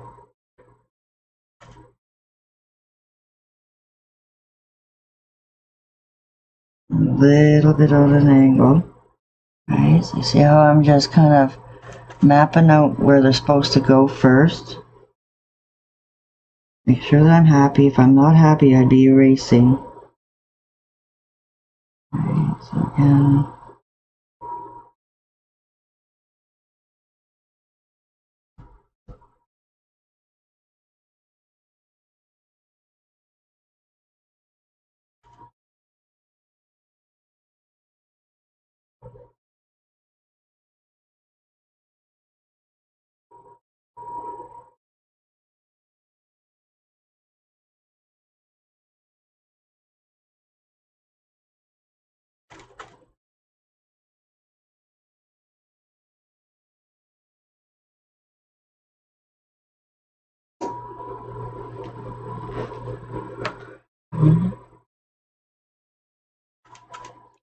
And the one beside it is very skinny and just kind of follows there. And then we have another one.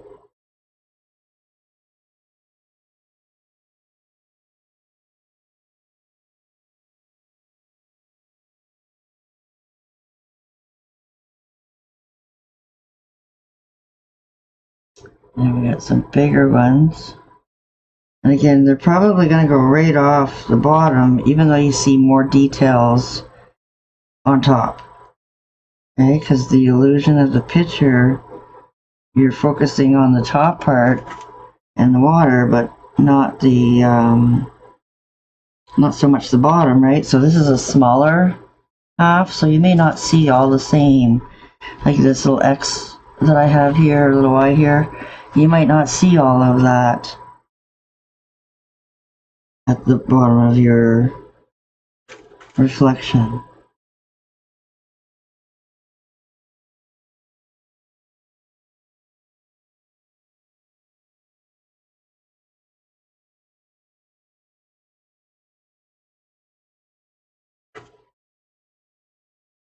Maybe you will, maybe you won't. But, you know, you can put a couple, the lower part.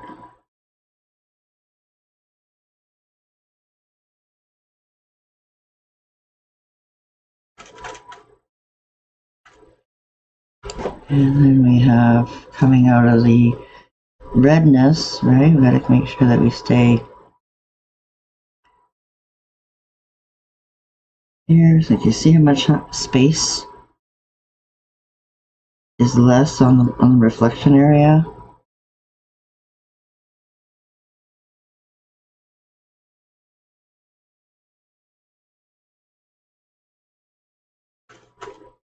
Maybe areas you don't see, right?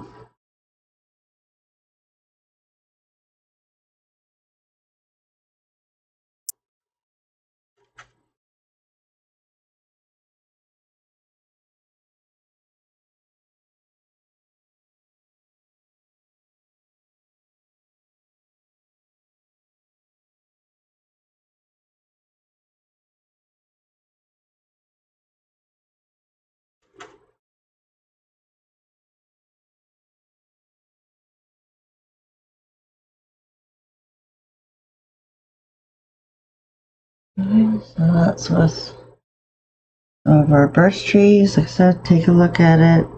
This one was looking just a little too skinny.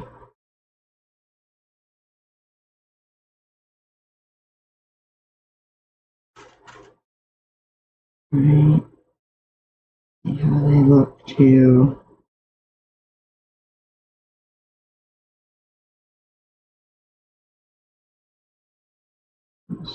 A little bit of a branch there that I put here.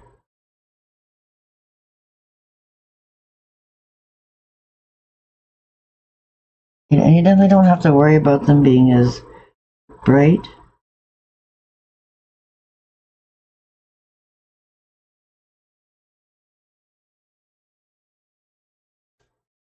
In the reflection area.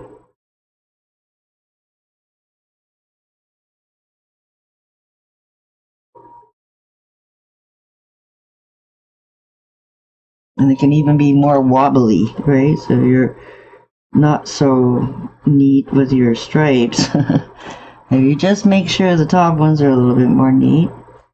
So this one can have little waves in it. Subtle waves, wavy look.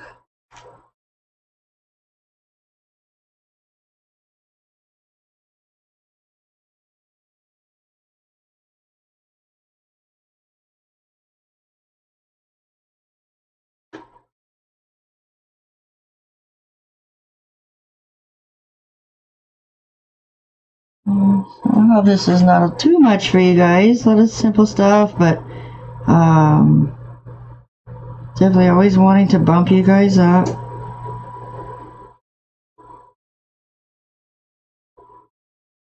Maybe a little harder projects to do once in a while. Right.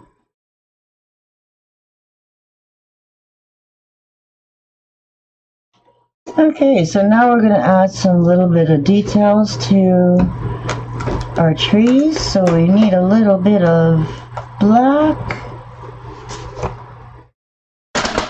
or licorice and tiny bit of gray, right? So we don't want to have it so dark, right? So I definitely want to add a little bit of gray to the black, so then that way it's a little bit more charcoal. Okay.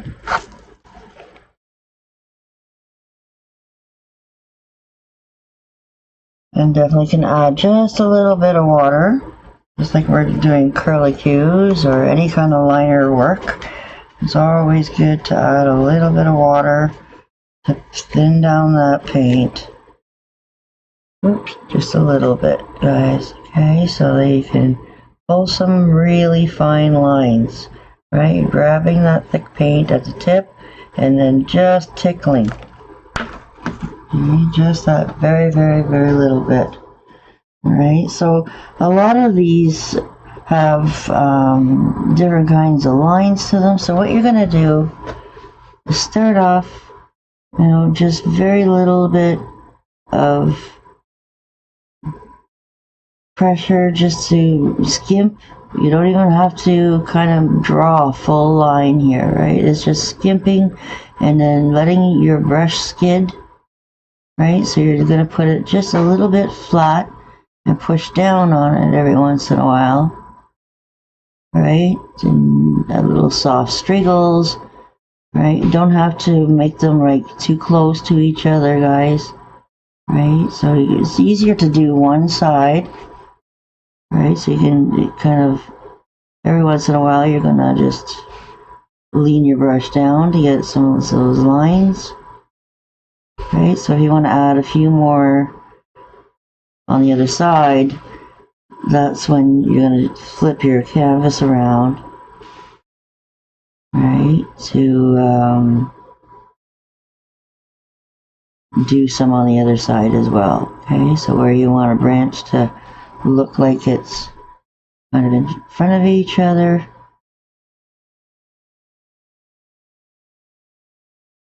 right? You just go in front of it, right? Keep loading up your brush every once in a while.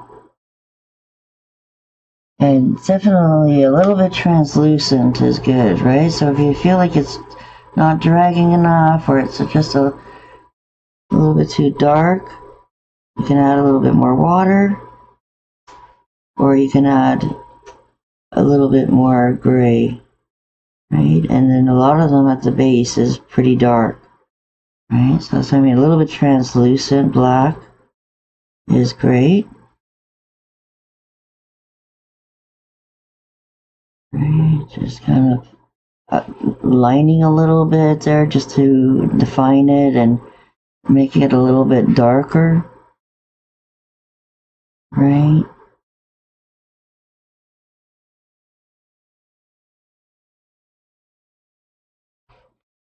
And especially if they're a little bit closer, they might not be so dark.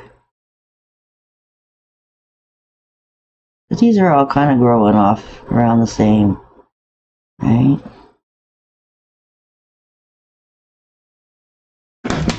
Just keep an eye on it. Make sure that your trees are all dry. So then again, like if you feel like you put too much, you can always come in and erase a little bit. Right? Just loosely putting in a little bit of depth.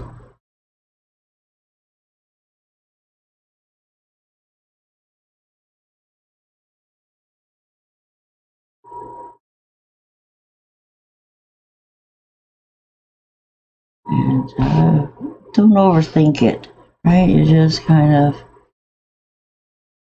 making all these little squiggles. And maybe the base is a little bit darker.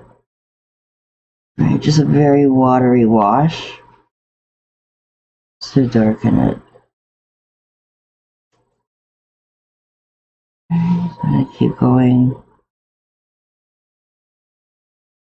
Really random how some of these black marks kind of come out.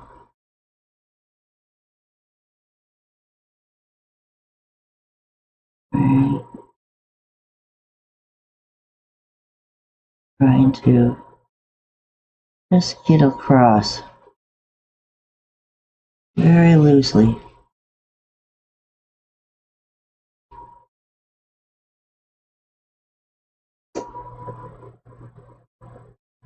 Just dirty it a bit.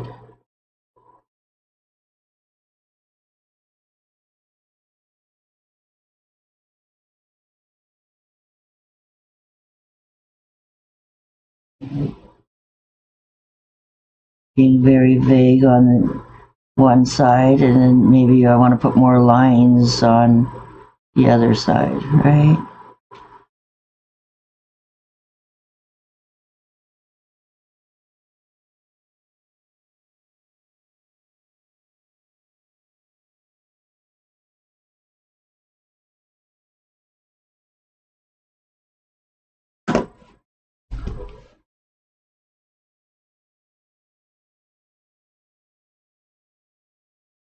Just get up and down, just enough to dirty.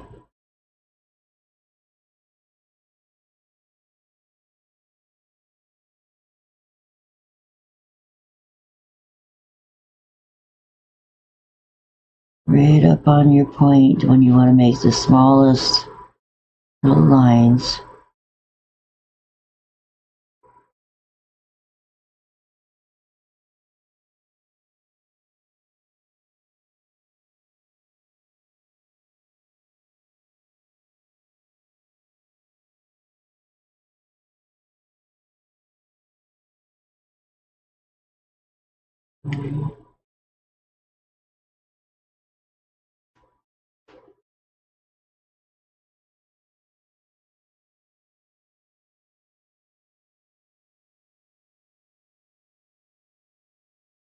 It may look dark when I'm doing it, but it's very watery, so it'll start to dry out a little bit more.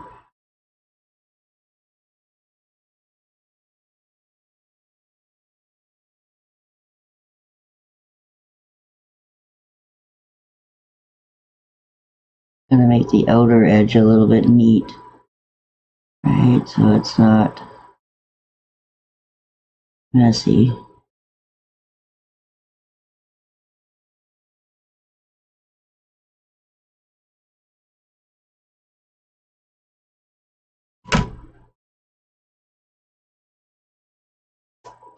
And don't outline it all completely, guys. Just here and there, miss it, right? And then I'll show you the other side.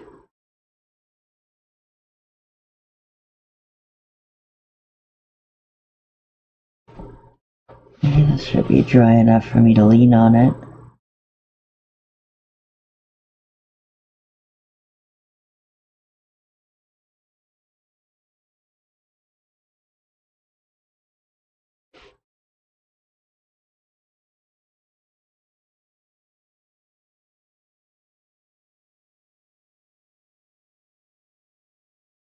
Right, just gonna go up and down and color it without getting 100% coverage. It's enough to not dirty the base a bit. Didn't really do that one there much. Okay, so again, this one could be an old birch, but he died and he fell over. Right?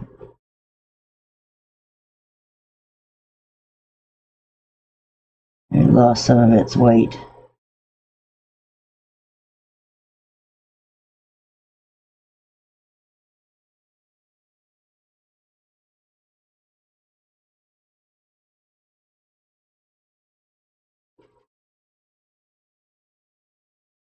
But you guys can't see.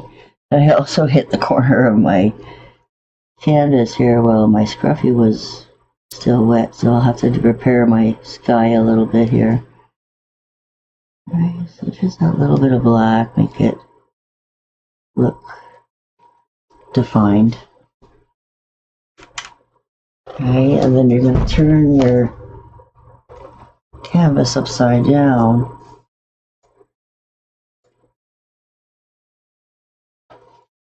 So that you just get a couple the other way. Right, so as I said, don't do too much because then you can fill it in.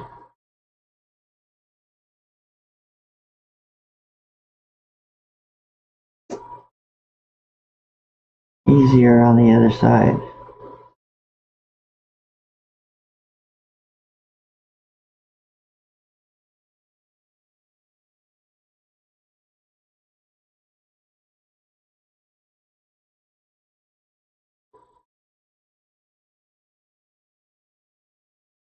And this random guy is just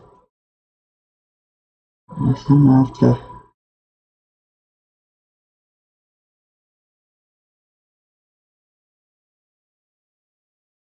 And then some of them even have, little tiny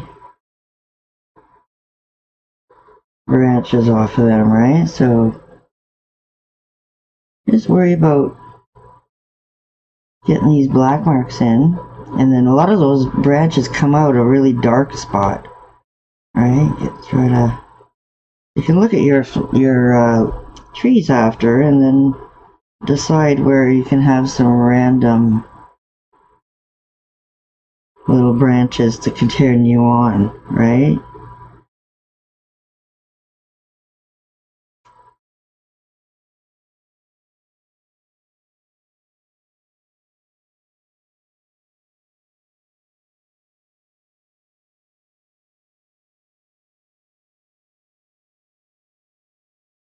And if you have some areas that are a little bit more translucent than others, that looks good, because then you have all these different colors of black coming through, right? So some are going to be more really translucent.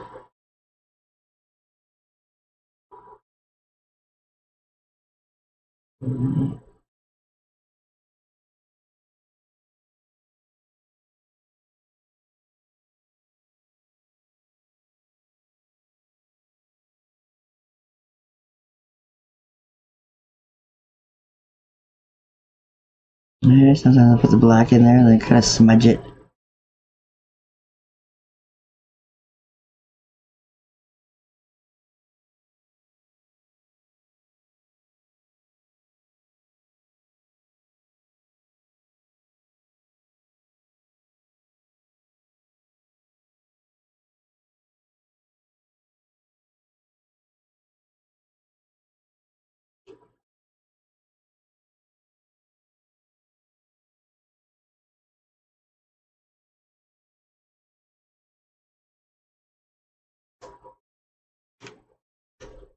Okay, so we'll take a look at this when we get it the right way.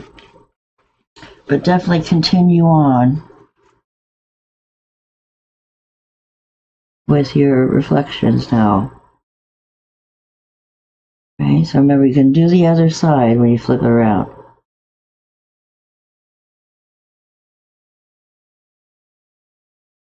And it definitely needs to be very loose, right?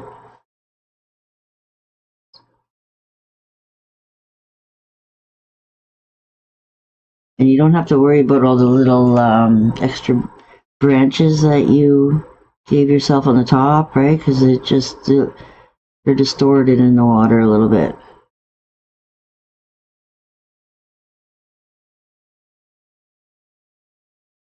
Just the odd little pit.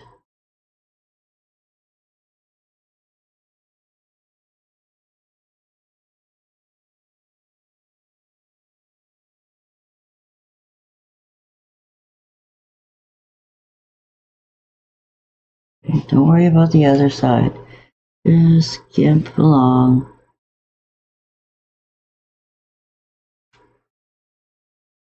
Alright, so sometimes I'm right up on my point to get a little fine line, but then sometimes I go right over on my side to kind of push and get those little random spots.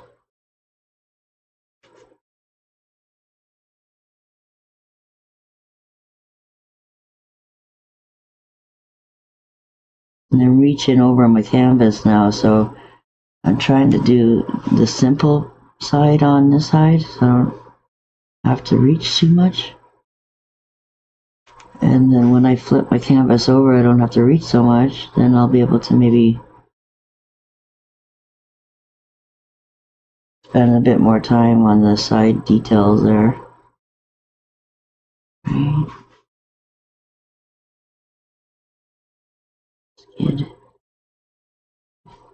Skid and then make some, especially the bigger ones, right? You want to spend a little bit more time playing around.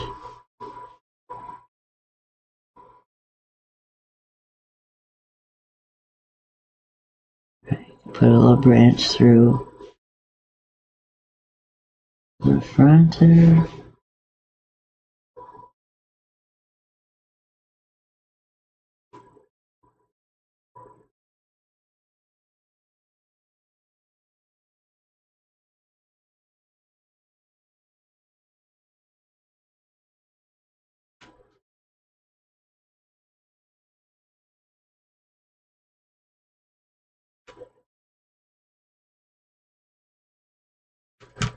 Yeah, a little bit more water is needed.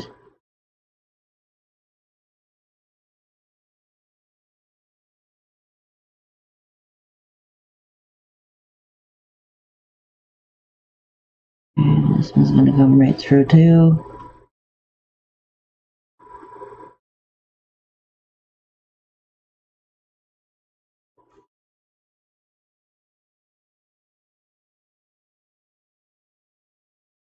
And leave it a little bit more open so you can see that it's a branch there crossing over.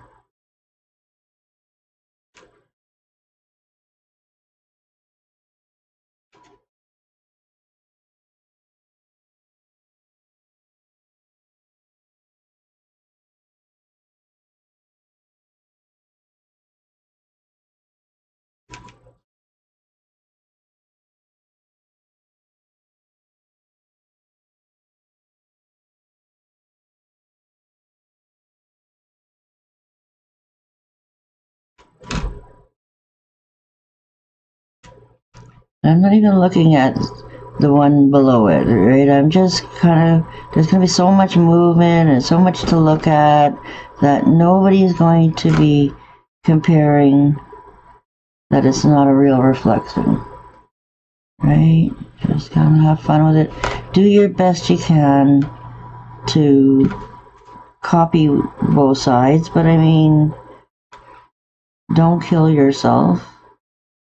Right, then have a little bit of free expression there going on. And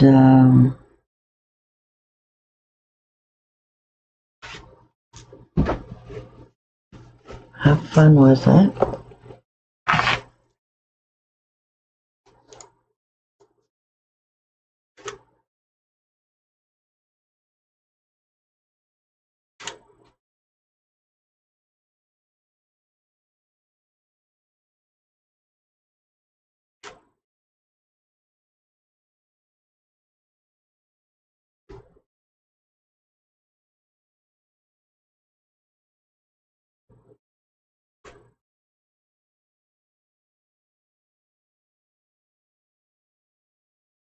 Sometimes I just put a little bit of black there just to kind of make it stand out in certain areas, right? Especially if it's light there.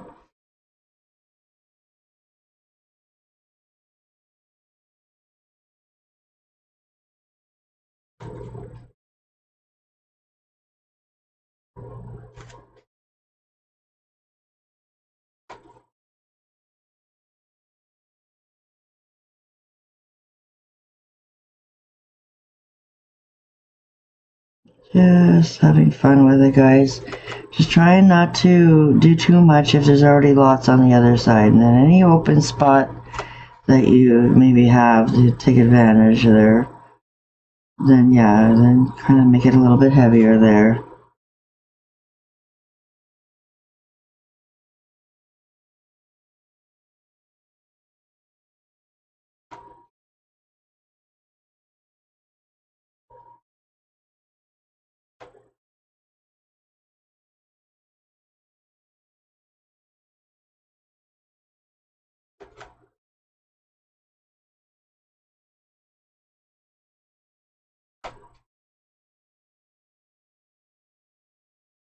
Really random, guys. Really random.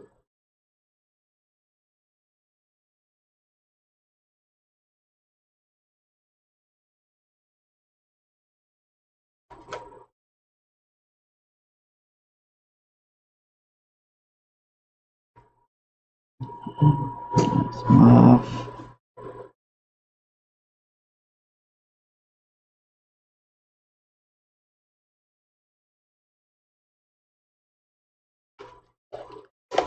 Alright, so let's put it, oops, backwards. Let's put it back you up a little bit so you guys can see the finished result of it. Right, so like I said, if there's any big areas and you really want to try to, you know, copy how dark it is, maybe it's one's more darker than the other, right? Then definitely try to maybe darken one so it kind of looks same kind of color, right? And yeah, you don't have to worry too much about all the little branches, right? This is the top part.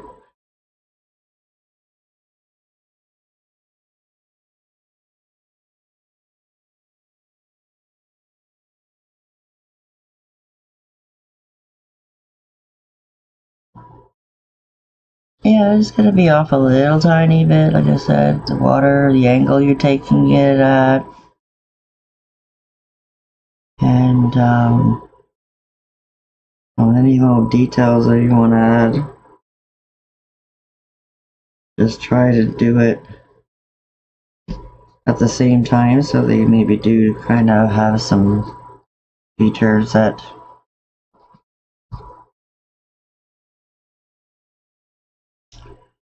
might be similar, right? I'm not worried too much about it. But yeah, definitely liking the my birch trees now added to it.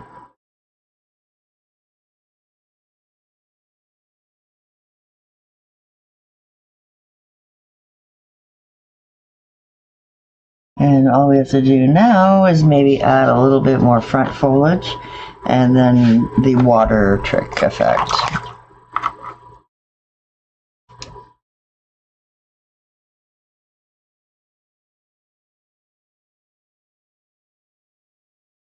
Okay, so we're just gonna need some fresh citrus.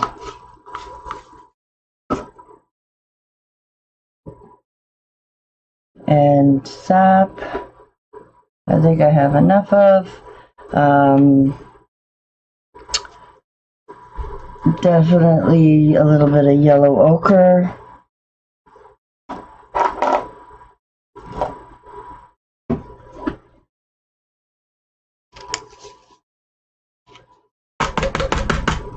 That's why I try to only put out a little bit at a time, so then that way it doesn't dry up on you. Okay, so I want to try to make this foliage look a little bit different than our scruffy, and really trying to play around with little different looks everywhere. So I want to try a little bit of like really soft grassy looks. Our sap.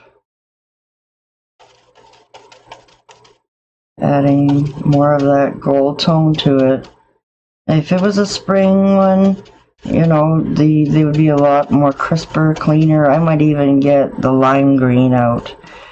Summer things fade out. Autumn things fade out when, once they start to get that heat. So, definitely I want to have, different areas here. Still try to keep a little bit of dark depth in the painting here, a little bit in the back, right? So it looks like they're further back, and then this is definitely coming into the foregrounds now. So we could even maybe add a little bit of white into the look here, right? It's a little bit of layering, different directions.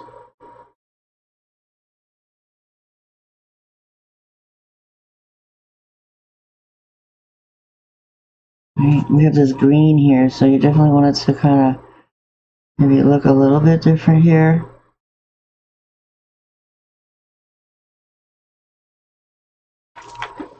Okay, so remember, everything you do this way,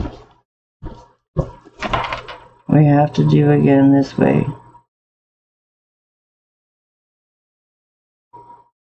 Oops.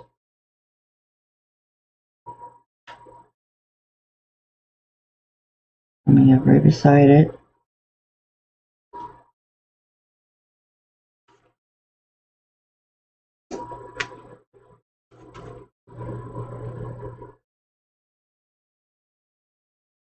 Or under it.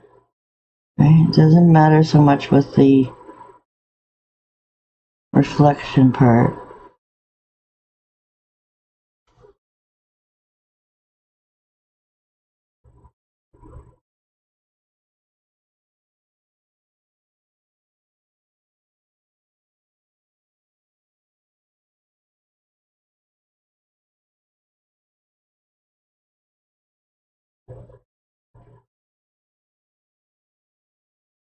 I'm just trying to kind of keep it consistent as I'm building.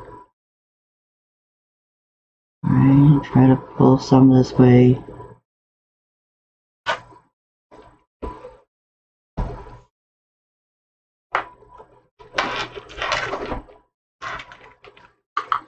Just something a little bit simple, different.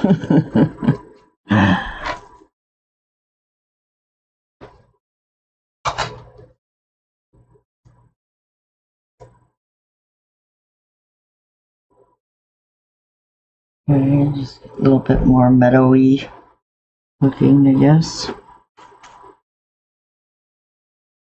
Oops.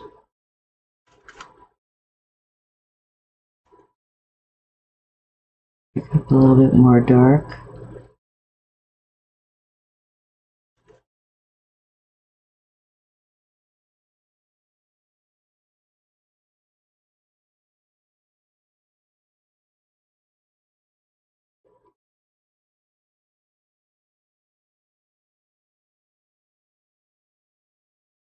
Just at the base there a little bit. Oops.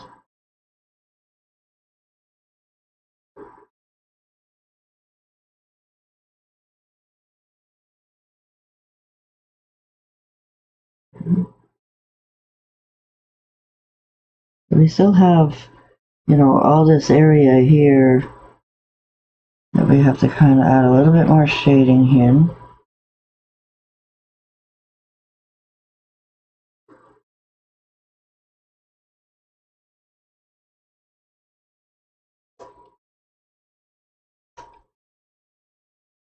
I'm just trying to fill it in a little bit, just loosely with the wet paint that I have on my brush. Alright, just to darken things a little bit. And I still have that little tiny space in there. Okay, and the water's going to come around. Okay, there's a little bit of a river, and it might even come around up a little bit. Okay, this is all river.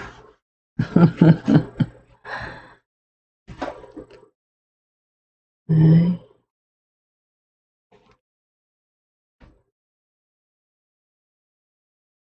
Okay, so just take an overall look of, you know, what's going on. Like here I have a lot of space going on here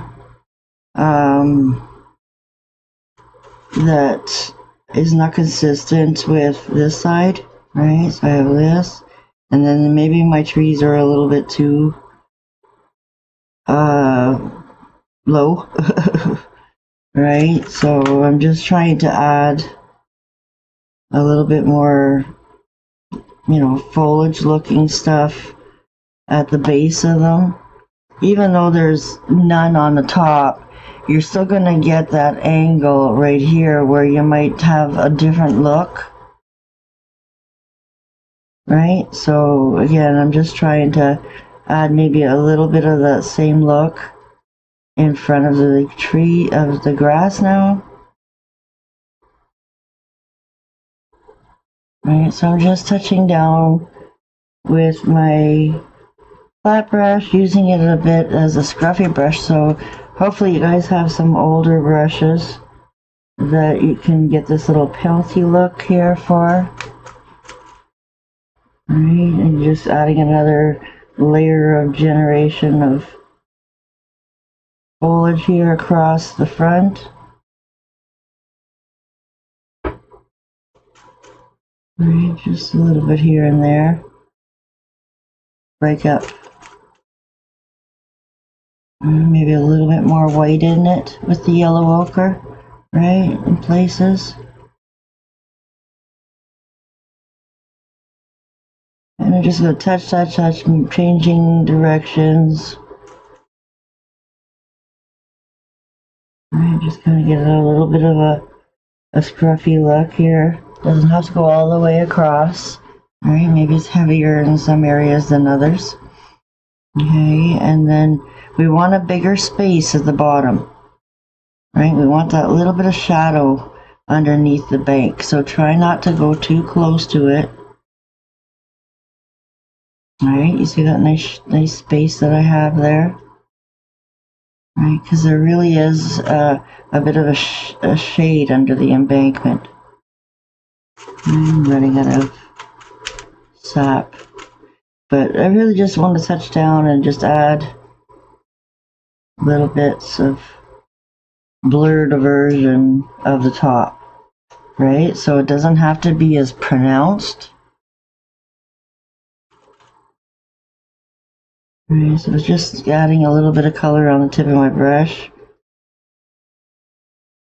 Trying to do it upside down here. Right.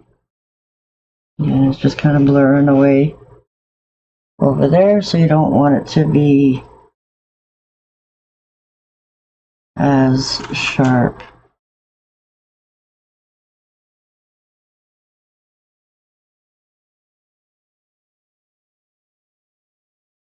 Okay, a little bit of different foliages there. Maybe up a little bit higher.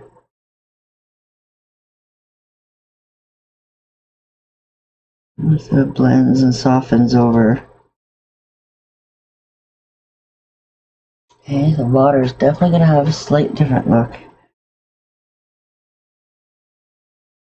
Okay, so there is our last little bit of greenery.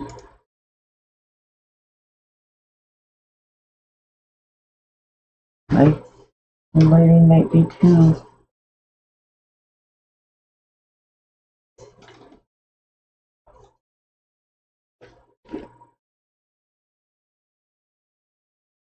Okay, so getting there, guys. Definitely looking a bit fallish, right? Early fall. If you felt like you wanted to soften a little bit more red, you know, sneak it in around or whatever, like more trees with different colors, you definitely can do that. But I definitely like the darkness that it's bringing throughout here. If you wanted to bring in maybe an illusion of another little tree up here, you know, little branches of something, you know, you could. Again, if you don't like it, if everything is all nice and dry, you can always just erase it. But yeah, definitely the focus is definitely good with the amount of stuff that we got going on there. And everything that you do up here, you're going to have to try and put in here as well. So, you know, I'm trying to make it easy enough for you guys, but yet also giving you something really cool and bump up.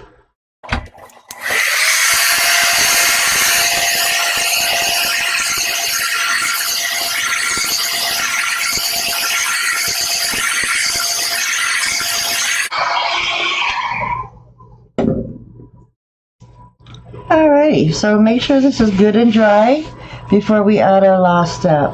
And one of the favorite colors that I have to use for water has to be the Prussian blue. And if you don't have the Prussian blue, then ink spot is definitely a little bit more translucent as well, but not as dark. You can add just a titch of black into that. But definitely the Prussian blue, if I can find it. Okay, just a little bit. And this is where we can definitely pull out our big 3/4 brush now. And we have some floating medium over here. It's got a little bit of green in there, but that's okay. And we can come over and pick up a little bit of blue. Okay, maybe we need some fresh medium, because this even dries out too after a while if you're not using it. Okay, so we don't need a lot. I'm going to keep some of that floating medium there. And if I find that I'm getting too much coverage, I can always grab more medium. If I don't like the coverage, I need more color, then I can always come over and grab some more stronger blue. Okay, so I want to put the illusion of my waterline in first, right under this line.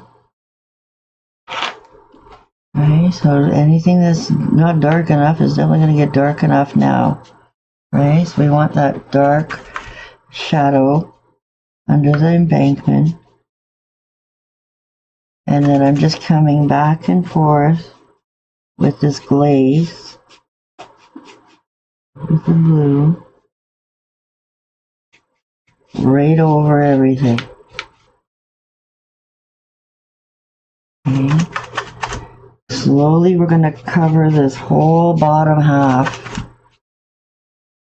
with this blue glaze.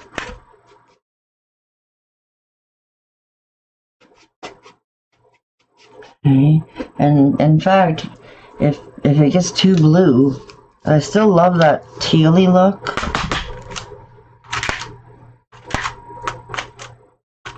Okay, so put a little bit of sap in there as well. So it's not so blue, but I definitely like that blue underneath the top part here.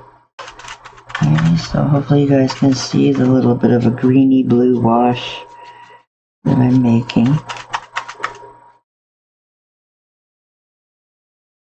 And nice and smooth strokes, guys. You don't want to see it streaky.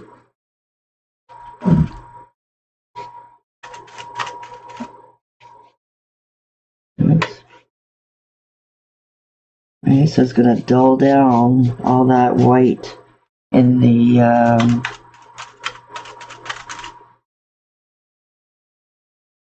birch trees. Okay, got too much coverage, then grab a little bit more medium or wipe it out a bit. Right, so it's not so covered. Right, we just want it tinted. Can you see what's happening already with the top part?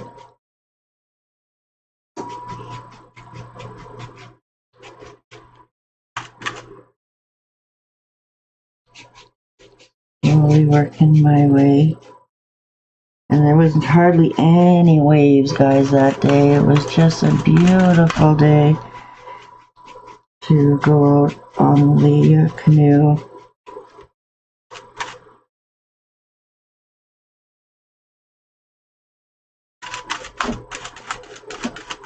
And I grab a little bit of blue, grab a little bit of green, because it's all casting, guys. It's all casting from all these colors in the sky and in the forest.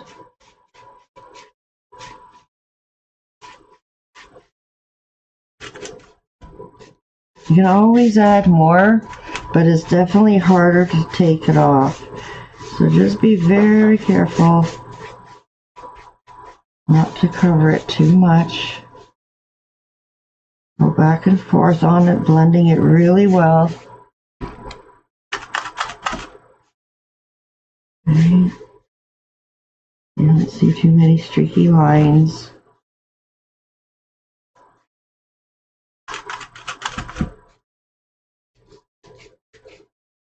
definitely like the green in it a little bit here and there too.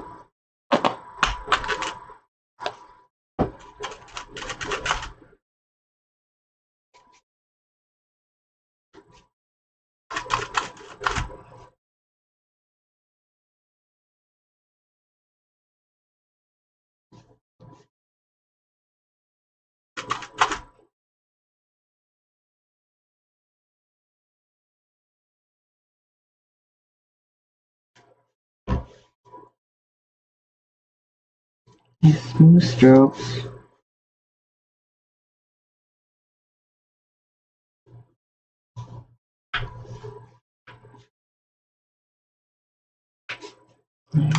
Not too dark, guys. Right? Sometimes I'll even put a little bit more medium to wake things up, and then I'll take a cloth and give it a white too if I feel like I've stained it too much. There we go. That's actually just the perfect amount. Right?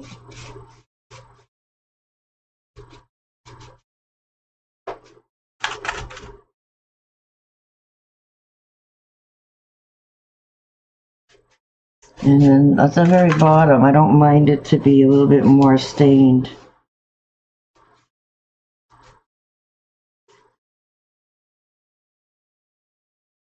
And then slowly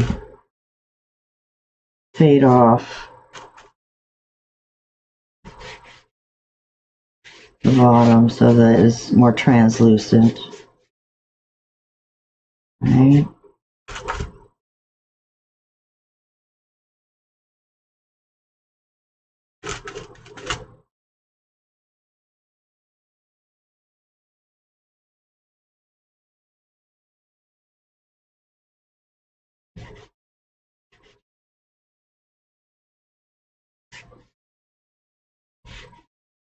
That's dark.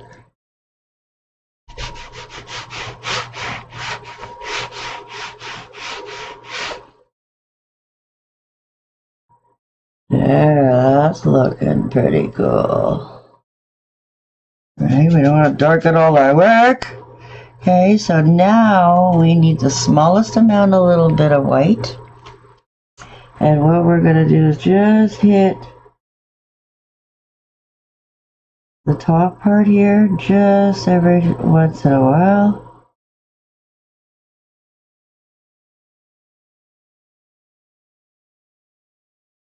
Break up, maybe there is a little bit of cast of moment, just along the base where it's hitting the shore. Right? So it is a river. It is going in one direction right now. But it's just so calm. Right? So I just added a little bit more water to dilute that a little bit. Because I just want it to be very subtle. Right? Might even add just that little bit more blue and green on top of it again.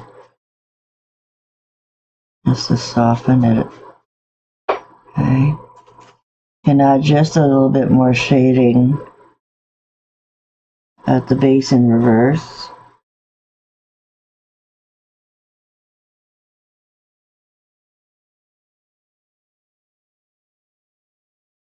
Okay. And that'll help to soften the breaking point as well.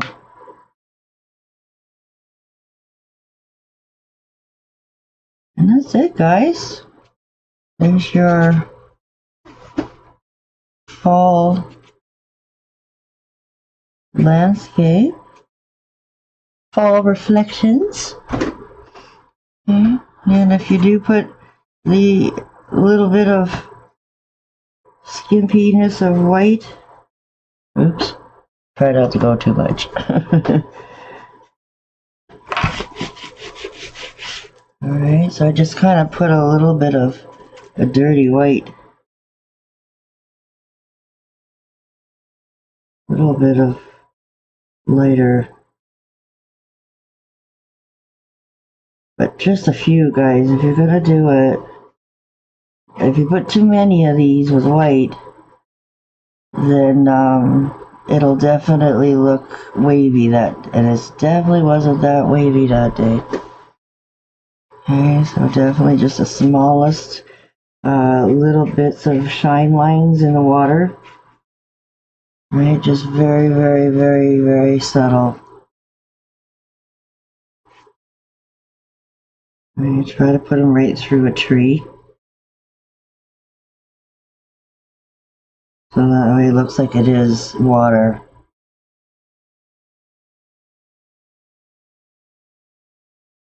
Very, very subtle.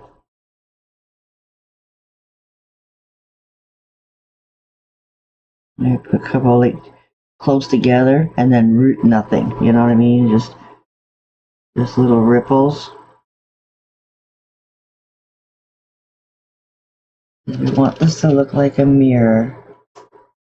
Alright guys? So yeah, just take a little bit of my ink spot again and my white. I gotta fix my little corner here.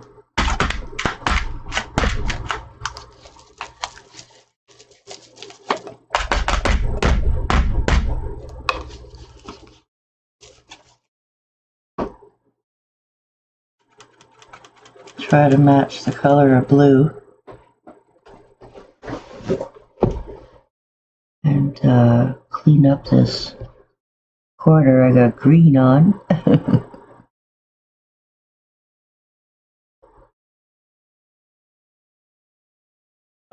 Right.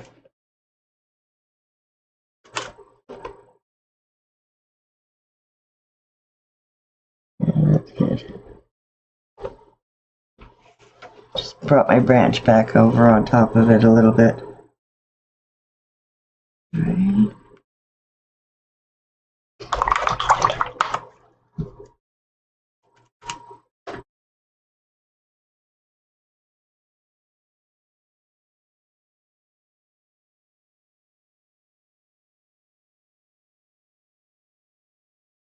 Just adding a little bit of darker blue kind of at the bottom here. But you gotta be careful not to mix your white and your blues together, okay? You'll get way too much coverage. If you're gonna skimp on these little bits of white, make sure that your blue is pretty much dry.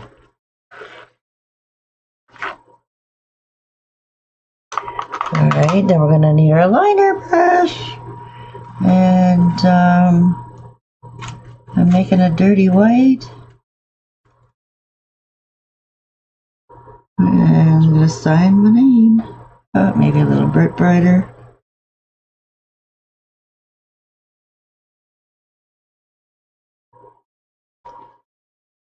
And there we go, guys. I can't wait to see your designs. Hope you share them with everybody in all the groups on Facebook. And definitely send me any questions, pictures to my Facebook Messenger anytime so I can help you along the way if you had any problems at all. Alright. Bye guys, see you next time.